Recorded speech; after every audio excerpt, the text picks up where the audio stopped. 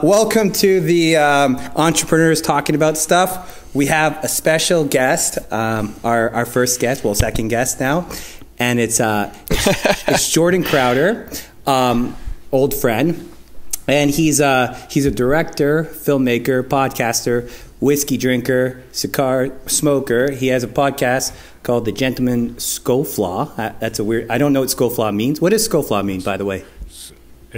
I wasn't sure if you wanted me to interrupt your intro or not. So you want me to answer that question? Yes, please. Thanks for having me, Frank. It's great, getting to catch up with you.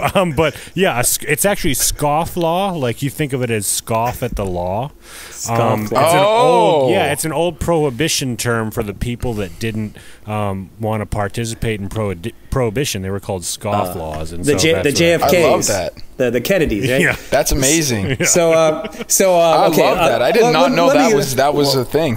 Let me continue this introduction, all right? So directed some famous videos on YouTube with millions of plays, The Art of Manliness, where I discovered him again in 2017 when I was having some dating problems.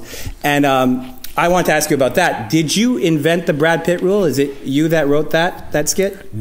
No, that was written by, I think it was written by Kate McKay or Brett McKay, the main editors of the site Art of Manliness. They wrote an article years ago, even before I made that video, and so I basically took that article and adapted it into the video. So it wasn't my rule originally, but most of the stuff they wrote, and then I adapted to video. The Brad Pitt rule, cool. I Googled it because I went on a date with this girl. We went on like 3 dates. And then by the way, Frank talks about this thing to me all the time. I mentioned this. I know the guy who did the Brad Pitt. Oh my God. Well, it's because the Brad. Okay, I told Jordan this. Like, I probably wouldn't have had this girlfriend as my girlfriend if I didn't watch his video, right? Because I don't know. I was like, oh, what do you do when a girl's kind of rejecting you on every single date after you've dated her a few times? Like, I went on 3 dates. So I'm like, okay, if she went on 3 dates, that means she kind of likes me, right? But then I was like, hey, what are you up to this weekend? Or hey, want to do this, want to do that? It was always a no, or oh, I'm going out with my boss. It was like I got like 3 rejections. So Jordan, I just want to explain to you something. This podcast was supposed to be about business, but it's becoming a podcast that is Frank ranting about his dating life and using it to mine information so that he can find a hot girlfriend. No. That's what it's become. Look, it's a mixture. What it's become. Look, Frank. That's what it's morphing into. We do things different. We need to rename this podcast. Nah, dude. Look, I miss my ex, and I want to date her again. Look, Mark. We do things different here. There's a lot of people that are like, let's start a business podcast, and we're going to only focus on business because that's how you grow a YouTube channel or whatever. Nah, we're not like that. We're going to take 2 subjects, dating, and of course everyone wants to hear us talking about dating. No, it's not dating. It's Frank's dating problems. It's not dating. It's okay. Let's take Frank. We're still in the introduction here. So I'm just saying. Jordan directed these great videos. They're really funny. Yes. They kind of remind me of the Gentleman Scofflaw because it has that classy Prohibition vibe, right? Like and the classical music and all that. Gentleman, if you guys listen to the Gentleman Scofflaw, it's a very it's a gentleman sounding podcast, right? And so they're giving Art of Manliness is giving advice to people like me that never really had my father never really gave me any dating advice or women advice or anything, right? So I had to go to Jordan Crowder to get this advice. And I mean, your parents are happily married, right? A little background story. I've known Jordan for 20 years. This is the first time we've had an adult conversation together. That's true. Yeah, it's true. I mean, we played. This is my first time having an adult conversation with him as well. I mean, okay, wait. I'm doing that thing where I go on a tangent. So let me finish the one idea. Yes. The one idea was I was like, okay, this girl doesn't like me. I'm gonna go search on YouTube some dating advice, and I found the Brad Pitt rule. I'm like, what's that? I'll listen to this. Brad Pitt rule is if a girl keeps on rejecting you, saying no, it means she's not interested. Because if you were Brad Pitt, she would not reject you. She would cancel. Because this girl was like, oh, sorry, I can't go out for dinner. I'm going out with my bosses. And I'm like, okay. Like, but if I was Brad Pitt, you would cancel on your bosses, right? Right? So I don't know. It depends. So Jordan, I don't know. Not if you were Shania Twain, though. So like right? Jordan Shania Twain. Shania. Hey, whoa! Shania Twain even said it. So you're Brad Pitt. That doesn't impress her much. Shania Twain married her songwriter. Okay, she married her producer, the guy that wrote all those great songs in the 1980s for those hair metal bands. He's worth like $50 million or something. Of course, she married that guy. That helped her career. You know, who do you think wrote all those hits? Was her husband. Okay, but now we're going off topic here. Let's talk. We haven't finished the intro. We haven't. We're 5 minutes in, and we haven't finished. We couldn't avoid Frank dating tragedy. Where's the business? What about our guest here, Frank? Well, no, because Jordan, I like the last podcast we heard. I said Jordan's the reason my sister got married and the reason I was in a band for like a few years. Yes, and then he's also the reason why I dated that girl who I probably shouldn't have dated. And so I heard that podcast, or not that podcast. I heard that video, Art of Manliest, and so I said to myself, this girl is zero interested. So I'm not going to get into details, but my next texts to her were not as safe as the text that I was kind of doing to her before, and that non-safe text. Because of that non-safe text, you know, that maybe more risque type texting, I ended up being in a relationship with her. Maybe she was like, man, this guy's so manly. And because I listened to that video. So I got to clear something up here. I have to clear something up though first, because Jordan, were you are you the writer guy, or do you actually write the scripts and give the advice? Or I don't give the advice. Like, I'll write the scripts and like I'll take the advice columns and stuff that they would write, and I would turn it into like a YouTube video format. And those were all like, we did them like old like 1950s instructional videos, but like with a modern kind of thing. But so I didn't come up with that, but I mean, I've heard a lot of people have used it since then, that rule. That's kind of a good advice to think of dating that way. Well, did you use any of the advice from that stuff? Like, do you think it's all legit, or do you think there's some, fairy dust in there? I've been married since I started doing those videos, so like, your wife is in the videos, right? Like, is that how you met her? How did you guys meet? Well, she's in a bunch of the videos, but we met. It's funny, I met her. It's a weird roundabout way. I used to work on this series called The Wingmen, which was a TV. Oh, wait! You can't say that. Well, I was going to say that. I was going to say Jordan Crowder is an actor, filmmaker, born in Detroit, Michigan, and raised in Montreal, Quebec. Over the past decade, he has developed a loyal following online and is most known for his short films and sketches like Horror Friends 2004, a parody which garnered him a critical recognition from filmmaker Rob Zombie, who makes all those awesome horror movies. Bend and Break 2008, in his first highly acclaimed feature film. He is also a co-creator and cast member of the acclaimed comedy web series The Wingmen 2008. Which earned him the award nomination of the 2008 SXSW Film Festival. So, South by Southwest. Yeah, South by Southwest. Yeah. So, okay. So we had to get 9 minutes in to finish. Okay. We're gonna have to work on that. Okay. To work on that one, Frank. Look, this is a tough intro. This is a tough intro. Lessons we've learned. Well, lessons we learned. Okay, intro, and then we get into dating problems. Okay. No, we're not on dating anymore. We're on his wife. He's not having any dating problems. How did you meet your wife again? Sorry. So you. That's all right. Well, it's kind of I was working on this show, The Wingmen. I was a co-creator on it, and that was when I was living in Austin and going to University of Texas. And at that time, we were getting kind of a lot of like notoriety, like as if you just read and get nominated for stuff. And one of my friends in that improv troupe that we made that show with together, his like brother or friend of a brother. It's a weird like roundabout way, was talking to my wife Lacey, and she's a big fan of like The Office and Parks and Rec and that kind of stuff. And he's like, "You guys got to check out this show called The Wingmen. They're based in Austin." And she was an actress, and she was about to move back to Texas. She was going to school in near Chicago, just outside of Chicago, and so she like watched the show and ended up like writing like a little, back when Facebook had, you know, like business reviews or like show reviews, you could write a review on the page, and wrote a review. And then, like out of nowhere, she added me because she recognized me in like her friend, like suggested friend group. And then so we just started talking, and from so there, wait, she left a good review. She left a good review. Yeah, she left a good review. She made it easy. You're like, yeah, she made it easy on me. But yeah, so we just started talking back and forth, and then like around that, I graduated during that period, and I was going back to Dallas area where my parents lived, and she was going back to Longview, which is like 2 hours east of Dallas. We're like, hey, let's hang out and let's do some Christmas shopping. And that was kind of like our first date. Whoa, that's like a marriage. That's like a serious date, like Christmas shopping. That's. Yeah. That's like you're about to get married. She always liked you know, because like being in East Texas, like Dallas is like the nearest big city, and they've got all sorts of cool stuff to do like at Christmas time and stuff.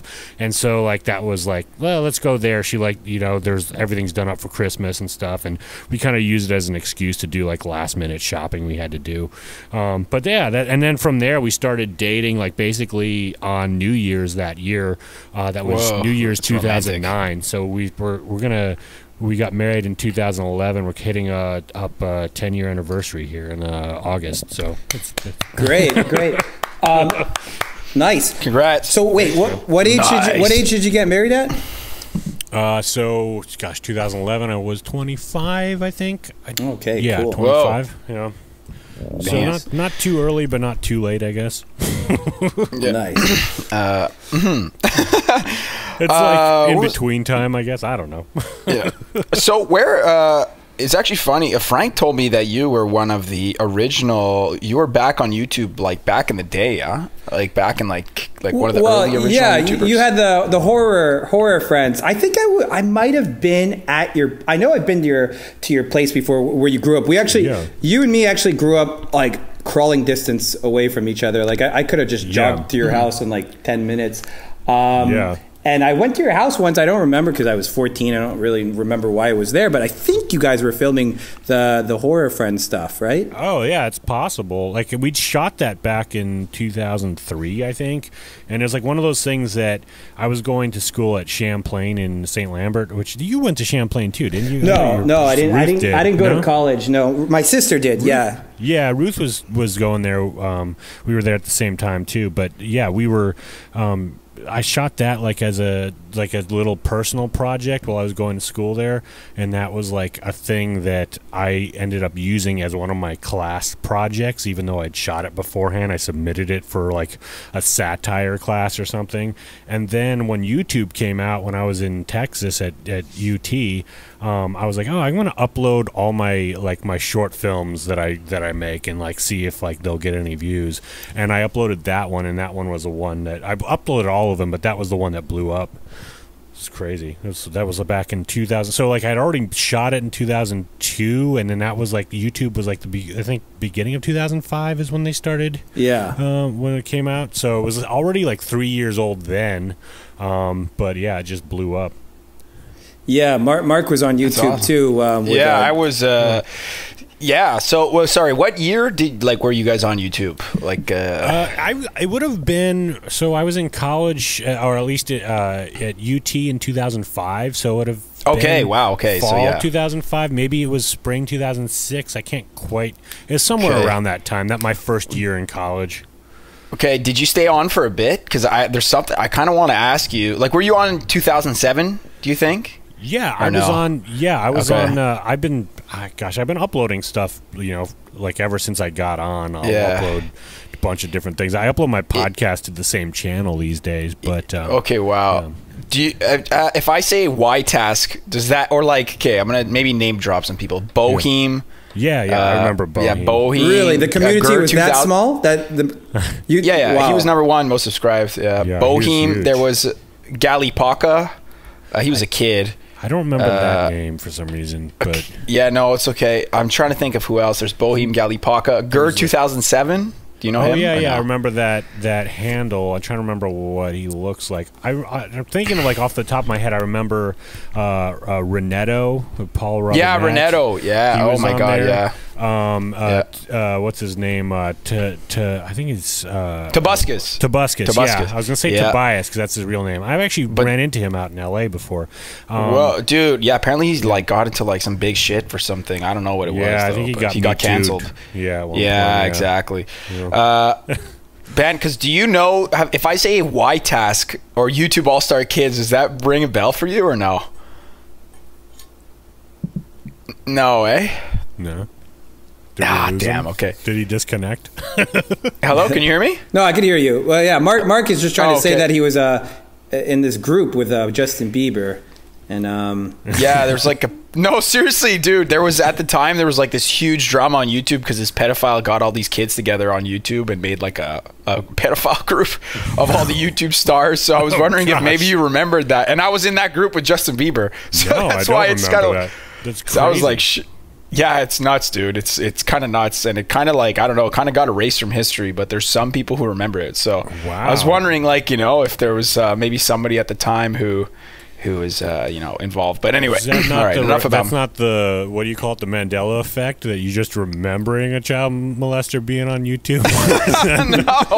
No, it's actually, there are documents, there are articles about it. It's kind of nuts, man. And because I found it was funny because I told Frank this story the other day in one of our podcasts, and I Googled the name, and then I found one of the original videos they put up, and I was in the thumbnail.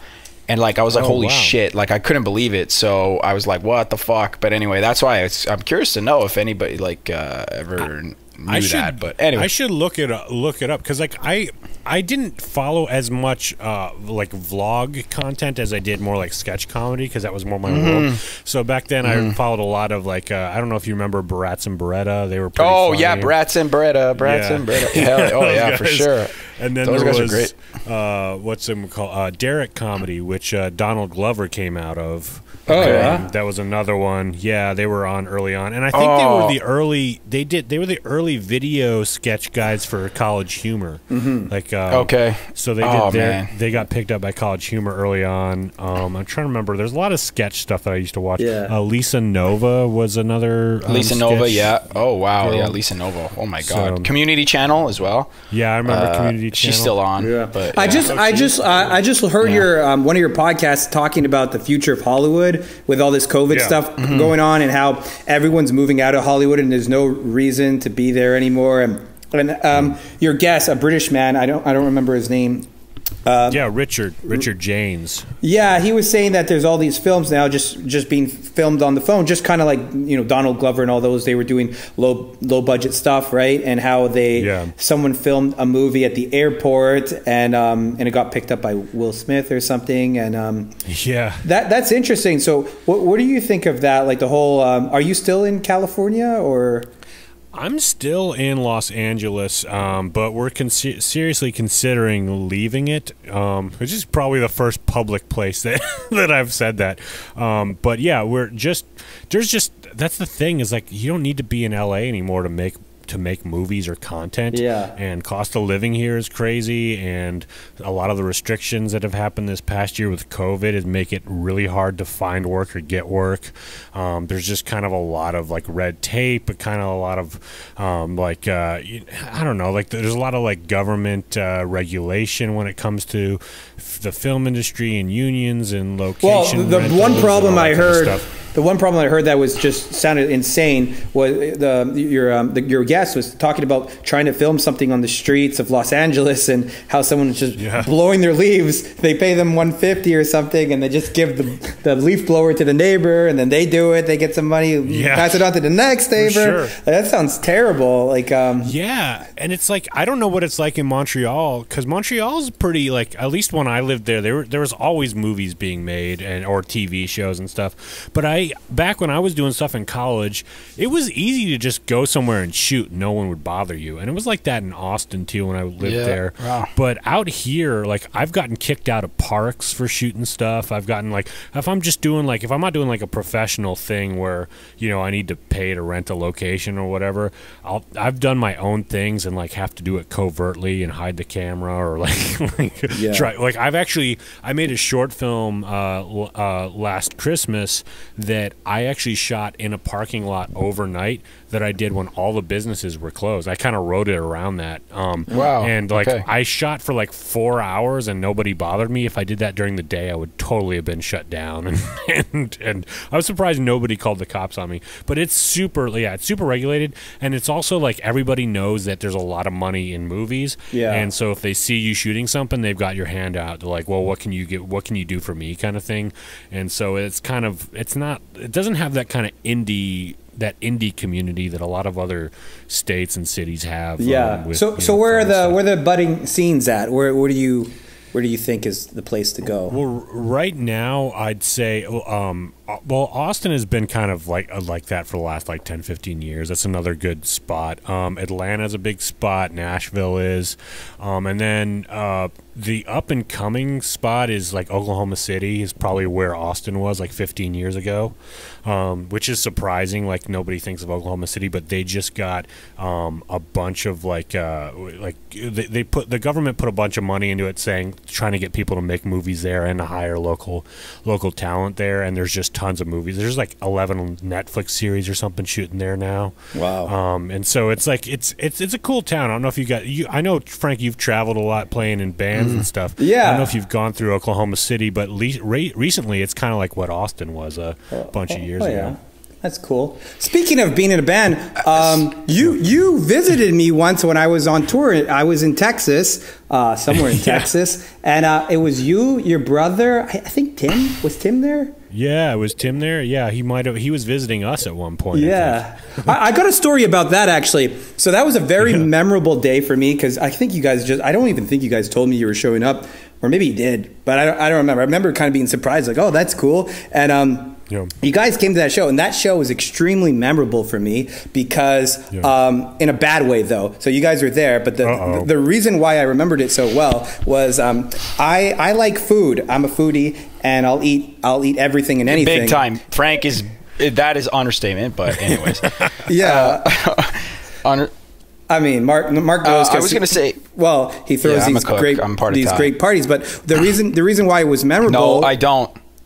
No, your food's great. Because that would be illegal to do so. That would be illegal to do so. I allegedly throw these parties, but I'm not. That is not right now. Not during the COVID proven in the court of law beyond a reasonable doubt. Yeah. Okay. But yeah. So at this show, right? The show in Texas. It was a good show. I'm outside of the venue, just hanging out. What you do after a show, right? People are just hanging out, talking to people. And my guitar player comes to me. He says, or maybe he was probably pretending to eat a sandwich, or I don't remember how it happened. But I was like, "Yo, give me a bite of that sandwich." And he gives me a bite, and then later on he says, I found that on the floor, Frank, and I got so angry. I'm like, man, you gave me a sandwich off the floor. I went into the tour bus. I never told anyone this, actually. I think I told Mark this story. I went into the tour bus. I went into his bunk, and I started spitting on his bunk. I was so angry. I'm like, you're feeding me food off the floor. And it's not the first time he did it. When I was a teenager, I didn't smoke weed or anything like that, or hash or anything. Yeah. But they once we were sleeping at someone's house. So you weren't one of the cool kids? No, yeah, we were. So we were sleeping at someone's house, and they came down. They knew it. They knew that if I saw food, I'm going to eat it. And they were like, "Hey, Frank, these brownies." And I was like, "Oh, give me those brownies." And I ate it, and then I was playing guitar and really like getting into this jam and really getting way too excited about the song I was jamming. And they were like, "Frank, we gave you a hash brownie." And but anyways, back to when you guys visited me. That's what happened that day, and that was like 2007, I think. And I still remember that day today. Like, man, that day that you guys visited me and I ate a sandwich off the floor. I'm angry about it. Still angry about it to this day. I remember hanging out on your tour bus in the Walmart parking lot, but you guys were parked out front, and then a police officer coming up onto the tour bus and telling us to move. That's what I remember. What? No way. We hung out on the tour bus, dude. My memory is so bad. Yeah. So you guys actually came on the tour bus? Okay, that's cool. That's cool. Yeah. It's funny because I always thought, and you probably didn't mention the name of the band, and I won't do it either. But I don't know. Yeah, I don't know what it matters. But I always thought that you were the creative, like, songwriter and brain behind it. I did write a lot of the songs. Yeah, and it's funny, I watched this one channel because every now and then I like to go down like no way you watched a punk rock MBA where the guy says yeah dude. The guy reiterated that he basically is like they sucked after their it seemed like their drummer Frank was the creative lead on everything. That guy does the research, man. I don't even know how he knew. I guess he just went on All Music and he saw that I had a lot of the writing credits. But that was a nice compliment. I'm sure I'm sure the band members didn't like to hear that. After he left, everything sucked. There was a guy in your band that played in a bunch of other bands that he actually indirectly influenced a character I used to do on YouTube, even kind of some of the look and stuff. But it's funny. Wait, which guy? The guy? Oh, you mean?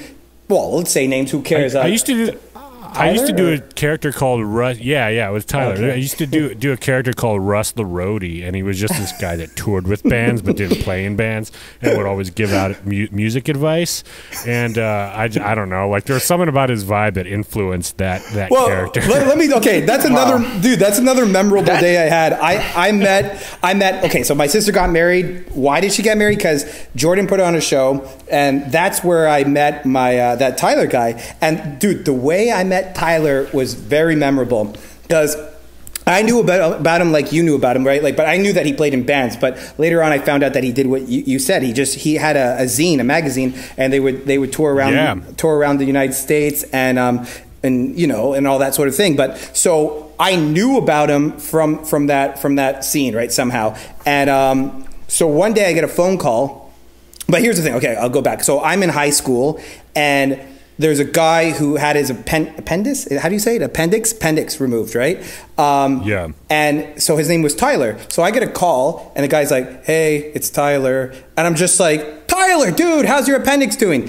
And he just played along with it. He was like, "Oh yeah, it's terrible. I've been bedridden for days," and he just spoke for like 30 minutes about being bedridden in his appendix, and I just played along with it, and then. I didn't play around. I just thought it was actually Tyler from my school. And then eventually he's like, "No, this is Tyler. Like, I met you at the show." So he saw me drumming at your show, and then he was like, "Hey, you want to be in a band?" And then from there, I mean, I was 16 years old, and then I was in the band till 21, 16, 17, 18, 19, 21. That's a long time. That's a good chunk of my youth, and that's all because you put on a show. And like, so I kind of like blame you for me being in a band and getting married and divorced. It's your fault, bro. Like, I'm sorry. It's your fault. I'm sorry that I was the first domino to make everything. Yeah, you're the first domino. And then you put on those shows, and then I copied you. I don't know. Maybe that influenced me. I started putting on shows too for the band, right? Yeah, like that was early on. Like actually, your sister. She was early on a lot of like the social media stuff, like the early like Friendster, MySpace. Dude, I was early on it. Dude, okay, believe it or not, here's a flex. My band was #1 on MySpace. #1. That's true. I remember hearing that. #1, bro. Like, I mean, that's like saying, dude, you're a has-been. Frank, you're a has-been. Yeah, has-been. Yeah, I'm a has-been. But so we promoted our own stuff, and it was very like, I mean, that's like a very like punk rock thing, is like, you know, the DIY promo stuff. But we did everything like online. Dude, those people showed up. Your shows were packed. Yeah. Like, good question. How did you do that? Like, were you doing that with MySpace? I don't. Honestly, well, that was pre-MySpace, but we did a lot of like what's it called, like MSN communities and like MSN Messenger, and then we would do like the actual like street team stuff. But it was I feel like a lot of that stuff was just because there was nothing else to do in Greenfield Park on a Friday night. Yeah, how beautiful is that? How beautiful, that were into punk rock would show up. You put on an event. That's how it was like back in the day locally. Since you didn't have all this MySpace, Facebook, Twitter, like all all these options to be entertained these days, like YouTube, like Netflix, endless options to be entertained. Back then, it's like you have an event locally. Oh my God, let's go! And I mean. The Cynthia Cool Arena on a Friday night. That's what we would do. I mean, there's like what, like 300. There might have been like, okay, maybe not 3, maybe 200. It was packed though. I think the most we had was maybe 200. I have never been in a band. Actually, I was in a band and I was never in grade 6. That's about it. So I have nothing to add to that. But it was called Permafrost though. I thought the name was pretty cool. Yeah, that was pretty cool. We had groupies. Man. Yeah, we had groupies in grade 6. We were pretty cool. That's it. I played the drums. So Jordan, maybe I want to talk a little bit about being in a band with you, because I don't remember much about being 14 years old. Like, how did that happen? How did I get in a band with you? You were friends with my sister. My sister was like, my brother plays. Yeah. Were you the first person I was in a band with, or was I in a band? I think so. Yeah, I think I don't know. I think we were just like, it was kind of like an unofficial band. It's like, hey, we could be a band, and we would meet together and jam in your basement. Dude, we would play Party at My House by MXPX. Yeah.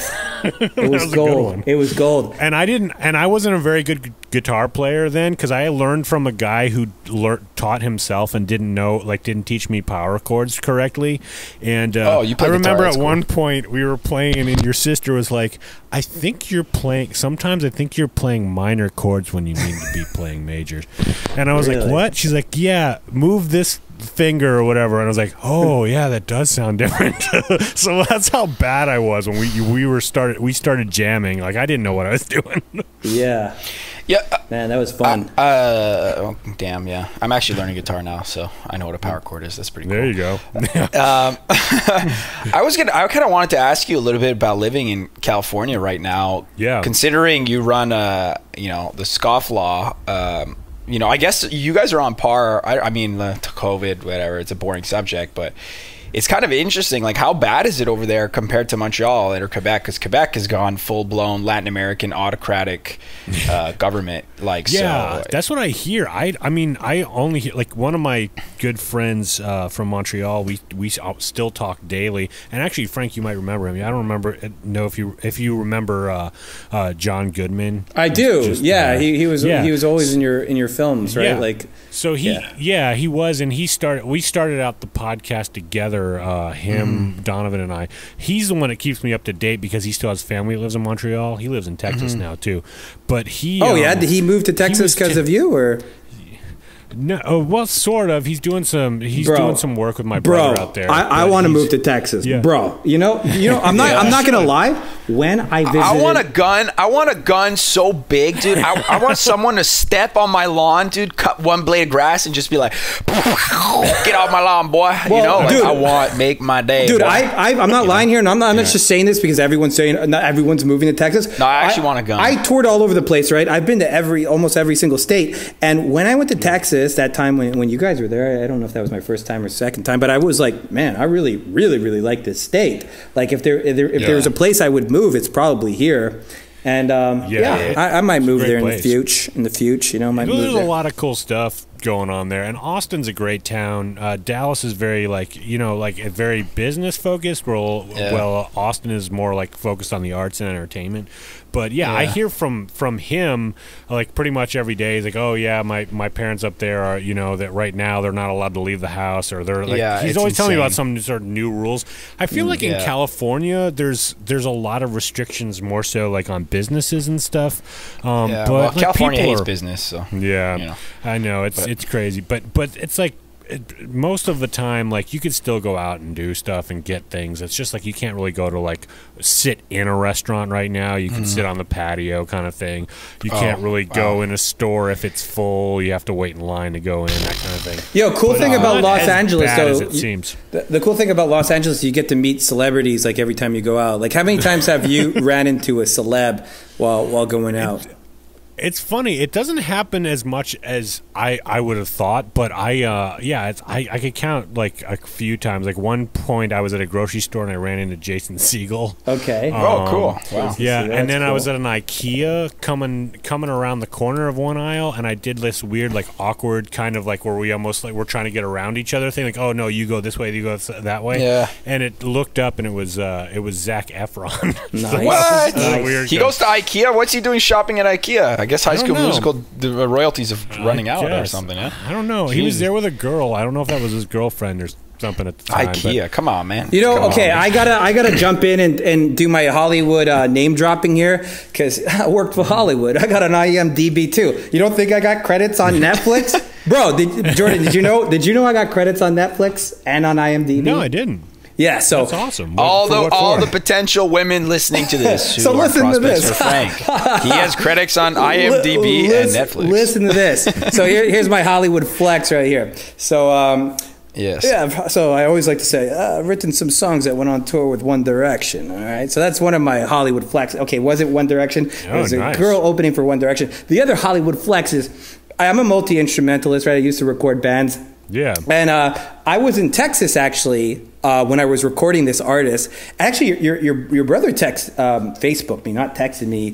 He said, "Oh, I see you're in Texas." I'm like, "Yeah, man, I'm in Texas. I'm recording this girl, this pop star." And I remember clearly I was complaining about my life a bit. I was like, "Man, you look like you're having fun with all that the stuff you're doing, right?" Like I actually gave him okay, side note, maybe I'll just jump to this. I'm really bad at telling stories. Okay, so what was the story I was talking about? Okay. He does jump around quite Hollywood a bit. flexes. I was talking about Hollywood flexes, but I'm going to go off topic. Yes. So I had a band, you know the band, you visited a band on tour, and I think it was like 2007. Yeah, 2007 when that record came out.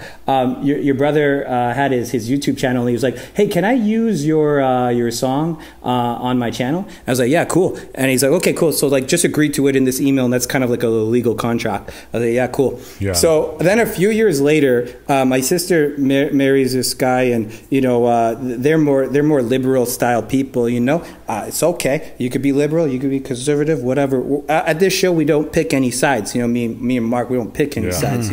I do want a large gun, though. Yeah, that's all. He wants a large gun. But like, who doesn't? But like, okay, so my sister's boyfriend at the time said, emailed. He didn't even ask me. She co-wrote the song with me. He didn't even ask me. He just emailed Steven, I think. He said, "Take down that song, or I'm going to sue you, or take it down, or whatever. I don't agree with your political views, so you have to take it down." Oh, no. And then Steven messaged my manager at the time, and my manager messaged me. He's like, "Yo, your friend Steven, he's freaking out here." I think Steven messaged me too. He said, "Yo, Frank, this is how I make my livelihood. Can you calm your co-writer down?" And I said, "Yo, he can't just take down those. He would have to take down his whole YouTube, like a bunch of the YouTube videos, if he were to take off that song." But to this day, I'm like, dang. Used that for a long time. Yeah, I was like, dang. I wish he didn't. I wish that he would have consulted me. I said, "Bro, that would have been a good idea if he kept that song on it. Would it got some publicity or whatever?" But okay, back to the Hollywood flexes. So, oh my God, Frank, you're all over the place, dude. So I kind of want to talk about copyright. Actually, now that you bring it up, I'd like to know if you've experienced any bullshit with that kind of copyright, Jordan, on YouTube.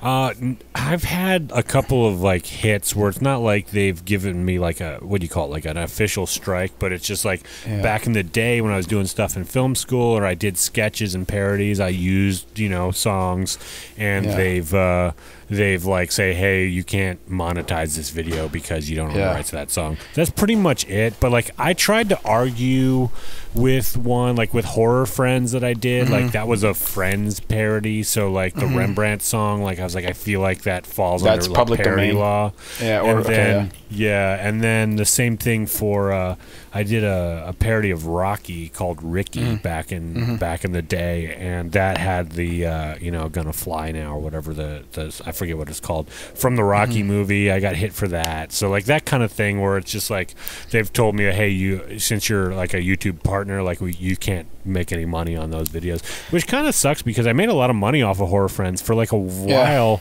Like when it got featured by Rob Zombie, like that month, that Halloween month, I made like $4,000 just like the first month, and then I was getting like $300 a month, like just for Horror Friends for like 3-4 years after that. Dang, that's legit. And then eventually didn't. Yeah, that's why not? That's awesome, man. That's great. Yeah, it was fun. And what about the Adpocalypse? Did you go through that at all? Did you? I didn't, because I wasn't producing consistent YouTube content like enough to where it would have affected me that much. But the brands that I was producing for it affected that. What's the Adpocalypse? What is that? So what happened was essentially YouTube at the time was posting ads pretty much everywhere, and essentially what happened is a Coca-Cola ad, I think what started this is a Coca-Cola ad appeared on a song which used a racial slur, or like a clip that used a racial slur. And some journalist was like, hey, like, look at this, like Coca-Cola's on advertising this stuff, and that essentially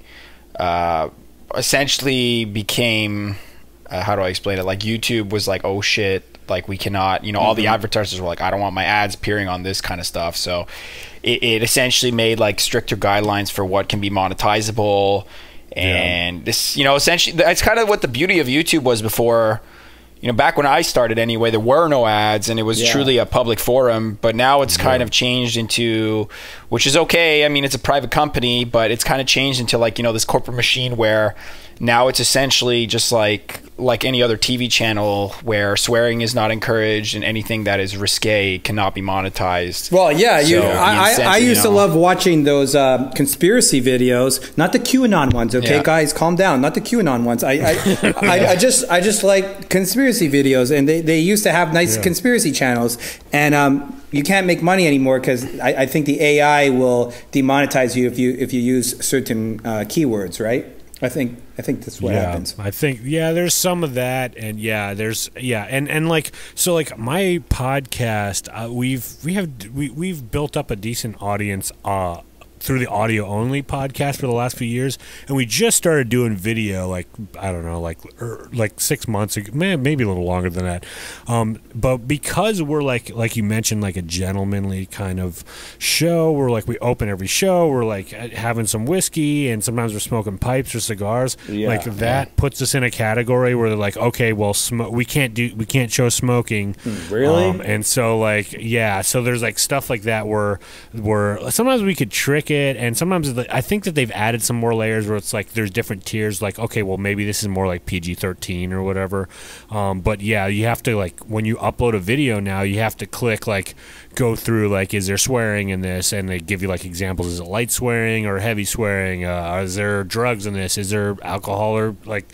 or cigars, or is there controversial, like, you have to like basically click that stuff so they know whether it's monetizable or not, which is back in the day it was just like so free, you just upload whatever you want, and Wild West, Now it's a little sucky. Like, I know there's some other YouTubers too that, especially like one of my weird hobbies is just like I'm into like pipes and pipe tobacco. Like a lot of people can't monetize those channels because of like because of tobacco stuff. Yeah, that's interesting. Wow.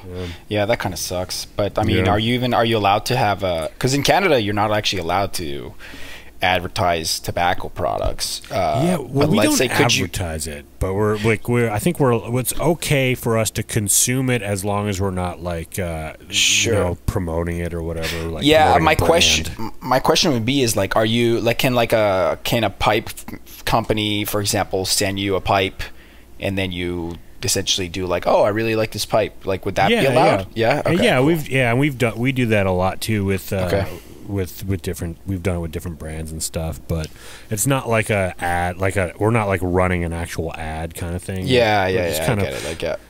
But I don't know. Like, I'd like to make that section of the show more monetizable, where it's like, okay, well, if you have a pipe brand, or if you like, here we go, here's your business podcast. We're back on business. But like, back on business. But originally, my idea for that section, which was like, it falls into kind of this weird monetization area, is that it was supposed to be a place to like plug like different whiskey brands or different pipe tobaccos, pipes, cigars, like that kind of stuff, where it's like, if you have something you want to advertise, like, we use it in that front end of the show, and that's like you kind of pay for that placement. That's like, but like you said, it falls under that weird category where like if you start doing that on YouTube, like then you can't monetize it and stuff. It's a weird thing. So we're still playing around with it, but that was the original plan for that section of our podcast. Okay. Wow. Yeah, that's nuts. Eh? It's kind of sad. I mean, I don't know. Have you heard about the Digital Freedom Platform? Have you heard of that at all? No, I haven't. What's that? Oh, it's kind of a scam, to be honest. But so this guy called London Real was like, I'm going to make a competitor to YouTube that's truly free. Well, I don't know if it's a scam. I kind of like that guy. You know. Is it really a scam? Okay. Yes, it's a scam.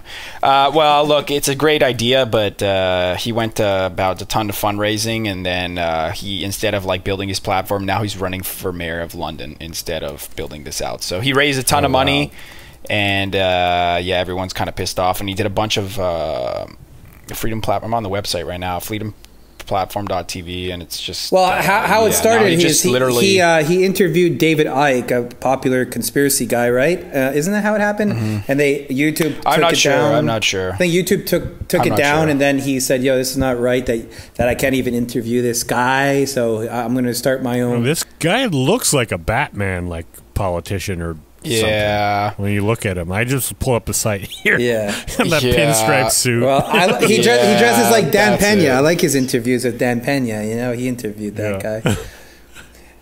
Yeah, well, I don't know. Anyway, so now look, it says you're next mayor of London instead of, hey, upload some videos that you cannot upload to YouTube. But guys, do you want to hear this Hollywood flex here? Do you guys want to hear it? Whoa, we're circling back. Yeah, we're still on that. Whoa. I'm just like, I'm just thinking the whole time, how do I talk about my Hollywood flex here? Because disclaimer, women listening to this, who want to know Frank, he has Hollywood connections. Hollywood flex, right? Well, I'll go back to Hollywood. When I was there a few times, I ran into Kat Von D, Jeffree Star, 90210 cast at a sushi restaurant, and so I wasn't in Hollywood that many times, but I ran into those people.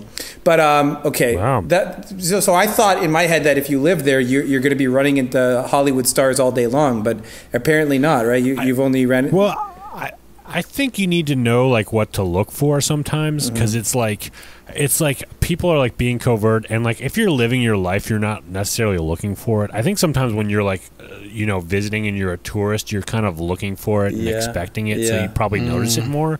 But I don't know. I think out in your daily life, I think it's just more of like you don't notice it as much unless you're going down to a place where like stars go to be seen, kind of thing. Yeah. Like if you're going down like by the Grove or something, that's like where all stars go to get like photographed by the paparazzi. Like their PR people are like, PR's like, go down there right now. Yeah. But my Hollywood flex though is Heather Graham. She plays in Austin Powers. Who? Heather Graham. Do you know Heather Graham? Oh yeah, of course. Yeah, she plays in Austin Powers. Right? She A-list? She's A-list. All right, there's no bigger Hollywood. Okay. Yeah, she's pretty big female celebrity than her. Or it was at one point. I mean, during the Austin Power days, dude, she was pretty up there, and she was in what's that movie where those guys go to Vegas and that comedy where I don't remember what it's called. Anyways, whatever. The point is, I think she was a Me Too person though too. I think she got Harvey Weinstein or something. I don't remember what. She was something in there. Really, I could be wrong. You guys need a fact checker so I can speak. Yeah, we need a fact checker. Yeah, but I didn't do a movie. I made music for a movie, Judy Moody and Not Bummer Summer. You could see me in the credits on Netflix.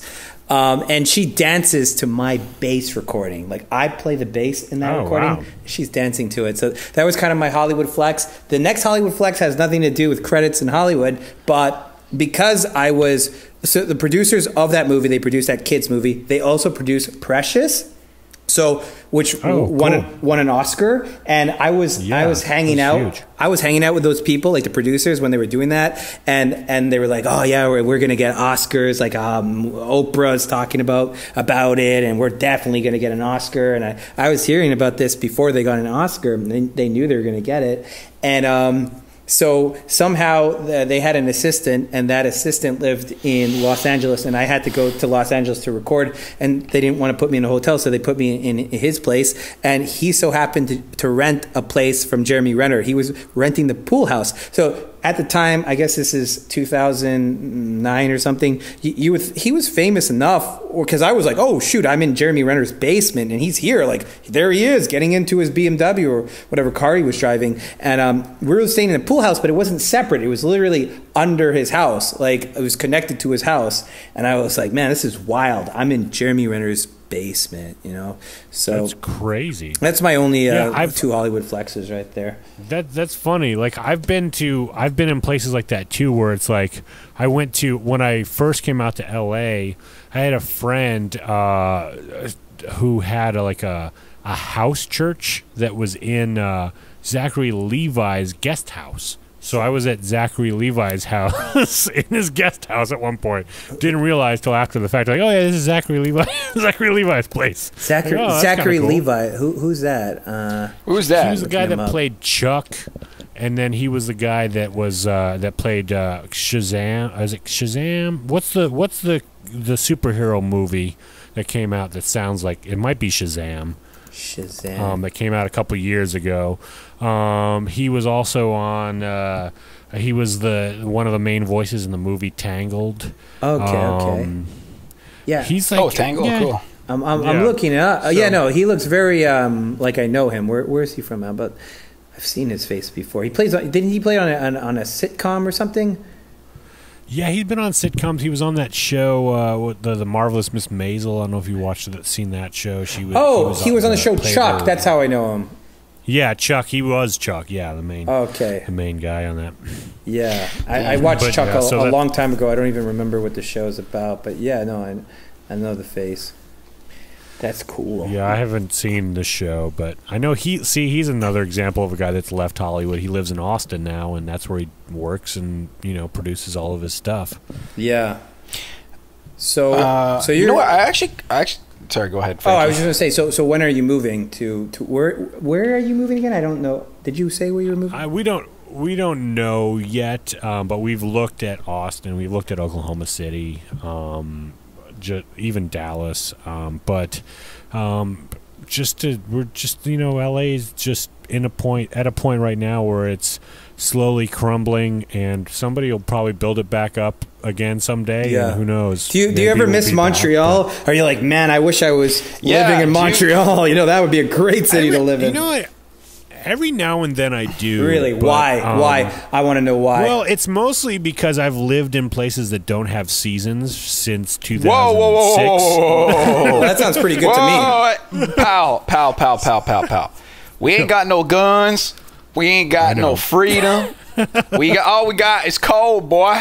We got winter, and it ain't no fun. I tell you right now. I hate cleaning my car. You miss being in the house 6 months because it's too cold or whatever. No, I don't miss that. I miss being able to I don't know, to wear a jacket for a couple of months, and then the snow hits for Christmas, and then getting out of there would be the ideal thing. Is never come back until the fall, or maybe the summer. I don't know, but yeah, I have family and stuff that I missed, and friends and stuff that I'd like to see. Yeah. But I've never even considered moving back there. Yeah. That's good. Yeah, good not call. really a thing. But I don't know. It's a lot of people I know have left Montreal, even to other provinces. Yeah, me too. Quebec is insane, dude. Quebec. We can't go to a restaurant right now. We cannot go to a restaurant or a bar or anything. It's ruining the dating scene over here. It's like, how do you take a girl on a date if you can't bring her to a restaurant or to a bar? And we're escaping. We're actually going to Colombia for March a month 13th. Or something.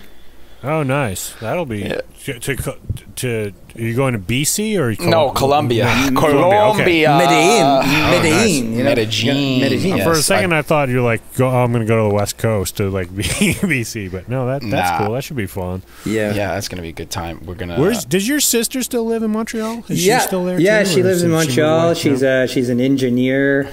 Oh, really? She's married. That's cool. What else about my sister?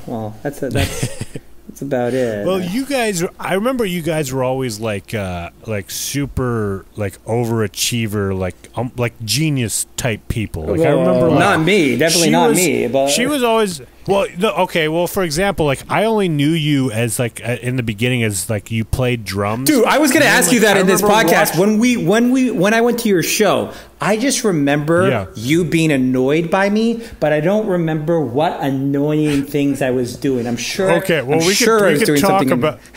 We could talk about that, but I was going to say, like, I remember when you picked up a guitar, and then, like, within weeks, you were, like, a virtuoso on the guitar, and then you would, like, pick up the bass, and, like, you just, like, had this mind that could learn something. And, like, here I am, still playing power chords after playing guitar for, like, 3-4 years. Well, wait. I had piano lessons, though, dude. I was one of those kids. Yeah, piano lessons, too. Piano lessons. So. Oh, you had piano lessons?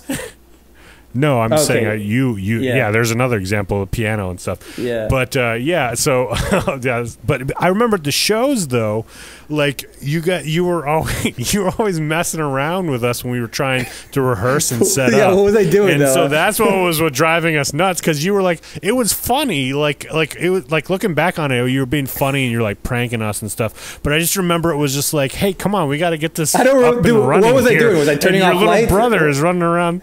Yeah, you'd like turning out lights. You'd be like rearranging the drums, or you get on and start playing, or like it was always something like that was distracting while we were trying to get ready. I remember you being serious about those shows. Like you were like stressed or something. You're like, dang, I gotta get ready for these shows. Like I just remembered you being annoyed by whatever I was doing. I don't remember but you were saying I was turning off electricity while you're doing sound or something. But yeah, that kind of stuff. But yeah, I was stressed. Like that's one thing is like I can see, like, I know I wasn't a good musician. Like it was something that I had fun doing as a teen. But then like at one point I just kind of like, look, I'm never gonna make money doing this. Like I'm not super talented at doing this. So like that's kind of at one point I decided like, hey, this isn't probably isn't for me, and then focused on the film stuff. But it was fun. But I mean, you from music you learned that you had to be creative. You know, like I mean, right? Yeah, that's true. Yeah. I don't know.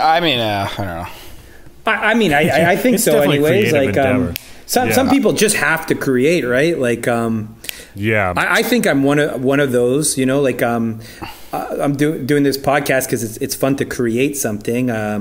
I like doing that. I mean, I did recording for so many years. That was fun to me. I mean, fun enough for me to do it for so many years. But yeah.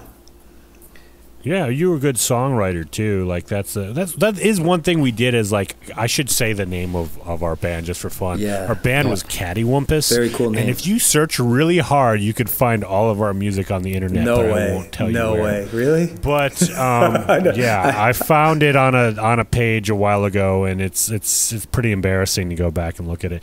But yeah, we wrote most of our own stuff. We did some covers, but a lot of the bands that we played with at that time period were just like cover bands and stuff. Dude, I remember the bands Exit 55, bro.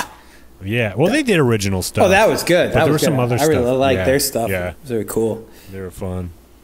But yeah, I just remember like maybe bands we played with, or bands in school and stuff. They were all doing like Green Day covers or like Nirvana covers, or like that was like all they did for their shows. Well, dude, that's all I did, right? Well, eventually I was in a cover band afterwards, and that's pretty much all we did. Eventually, we did our own songs, but it was fun to go to those. Everybody starts out that way. What is a cover band? A cover band is just a band that plays covers. Yes, is that it? Pretty much. And the well, there's like different types of cover bands. There's like maybe more like the kind of like I would call like the wedding tier, where they do covers from a bunch of different bands and stuff. Yeah. But then there's like cover bands where they're like, their thing is being like basically the knockoff version of whatever band they're being. Like, so you could like rent like out Kiss a Queen cover band or whatever, and like they dress and look like, you know, Queen, and they do all their songs, and you know, the really good ones will, you know, are like almost like mimics where they're doing, you know, they're trying to recreate the performance. But I don't know. Would you say that's true, Frank? You're more of a musician than I am. Yeah, I mean, there's some serious cover bands out there that they'll try exactly to try and be exactly like the original, and it's fun to see, right? Like I knew one guy that auditioned for the Queen, right? And his brother nailed it, and I think he eventually got a gig touring like with a Queen cover band, all like really like high level though, and then his brother was a great singer too, and he had auditioned as well. They could both like pull it off, but the other brother actually pulled off the look and the singing and everything. It was crazy. But yeah, how did you get into music, anyways? I never really asked you that. Like, How did you? Well, it's actually, I could probably, like, talking about, like, tracing things back, I would say, I mean, I've always been into music, but in terms of getting into, like, punk rock and stuff, I'd say your sister had a lot to do with that. She was always kind of in on, especially back when there was a lot of, like, Christian, rock music. She knew those bands and knew all the cool, the regular, like, normal bands. Yeah, I mean, she's the reason I got into it too. The younger brother, so getting into the older sister's music, right? Yeah, and I think that's kind of where I learned about like MXPX and stuff, and I went to one of their shows, and like it was like my first punk show. Like, oh, this is really fun. I want to play guitar, and that's kind of like that's kind of where it happened. We just kind of how did you get into the movie making so early? Was it because your mom worked? Your mom was in makeup or something for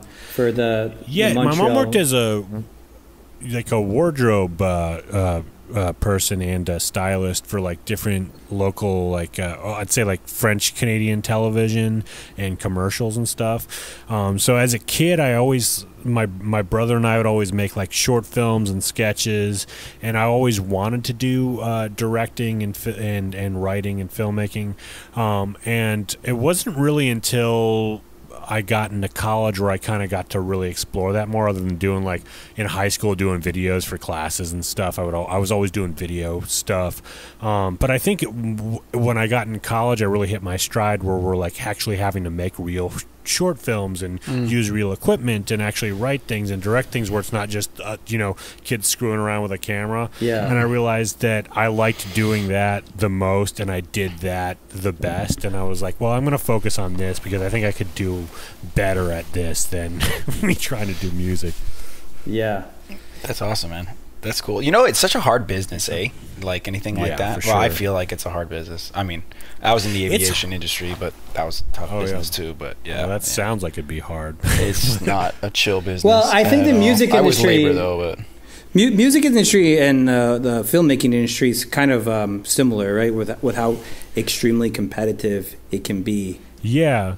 But what's cool about it, though, these days is there's much more chances to make stuff. Like, at least with, I don't know music as much in terms of what the industry's like these days, but, like, you think going to film school that you're going to come out and, be a director or something, which some people do that, and that's still kind of my trajectory. I'm still always working on my own stuff and trying to, work on narrative stuff. But, like, there's so many things. Like, there's, like, the YouTube space, the branded content, what is your niche, content, by the way, for the filmmaking stuff? What niche? Business, hashtag business. What niche do you go into? I'd say for business, I'm in the I make the lifestyle content. That's what Art of Manliness is. But film, I fall more into like the dramatic comedy, like the quote unquote dramedy world. Okay, dramedy. So would that be like what's that comedian that married his daughter? What? Woody Allen. Are you a big Woody Allen fan? Whoa! What? Okay, so Frank gave you half of the story. He married his adopted daughter when she was an adult. That's what it's still sick and weird, I think. But they've been together for like 20 years. Like, it's been a long-term relationship, and they're still together. Are you a big Woody Allen fan? It's not as shocking. Yeah, I feel like I was a big Woody Allen fan, and I feel like he's kind of his stuff could be hit or miss. But I mean, look, the guy puts out like 2 movies a year. It's going to be, they're not all going to be gems. But yeah, I'm a fan of his. I'm a big fan of, I've always loved like Wes Anderson's work, Noah Baumbach's stuff. Like my passion is really like in a lot of independent films. Like my favorite directors like now are probably the Duplass brothers, Mark and Jay Duplass. They do a lot of really cool oh wait, are those the 2 brothers that did the movie with Adam Sandler? I'm not sure which one. The one where Adam Sandler gets shot. Let me see that. Oh no, I don't think that's the one. Okay, I just said that because I believe that was as well 2 brothers as well that directed that movie. I just thought it was that maybe. So Duplass was okay. How's your French, man? How's your French, Jordan? I feel like it's gotten worse, but if I speak French, it takes me like probably a good day, half a day to a day, like if my relatives are visiting or something, before I'm fully comfortable again. But I still, like, every now and then I'll watch, French content, some of the old stuff I used to love, like living in Montreal. A lot of I used to love, like, I don't know, are those guys still doing anything up there? Do you remember Chicken Swell, the sketch troupe? No Chicken Swell. No, they were funny. They were like they were like pre-YouTube. They were doing sketches that was like so low budget that actually aired on TV. Wow. Yeah, they were really funny, and it's all basically like early YouTube stuff, but pre-YouTube, like a couple of years before YouTube. It's these three guys, and I'll watch, like, every now and then I'll go back and like watch, like, what's his name, Mike Ward. Oh yeah, he's like, funny with Patrick Gru, or what's his the guys. Some of the, like, I love going to watch old videos of Dollar Clip. Do you remember that show on the Music Plus? Dollar used to play. No, I don't remember that one.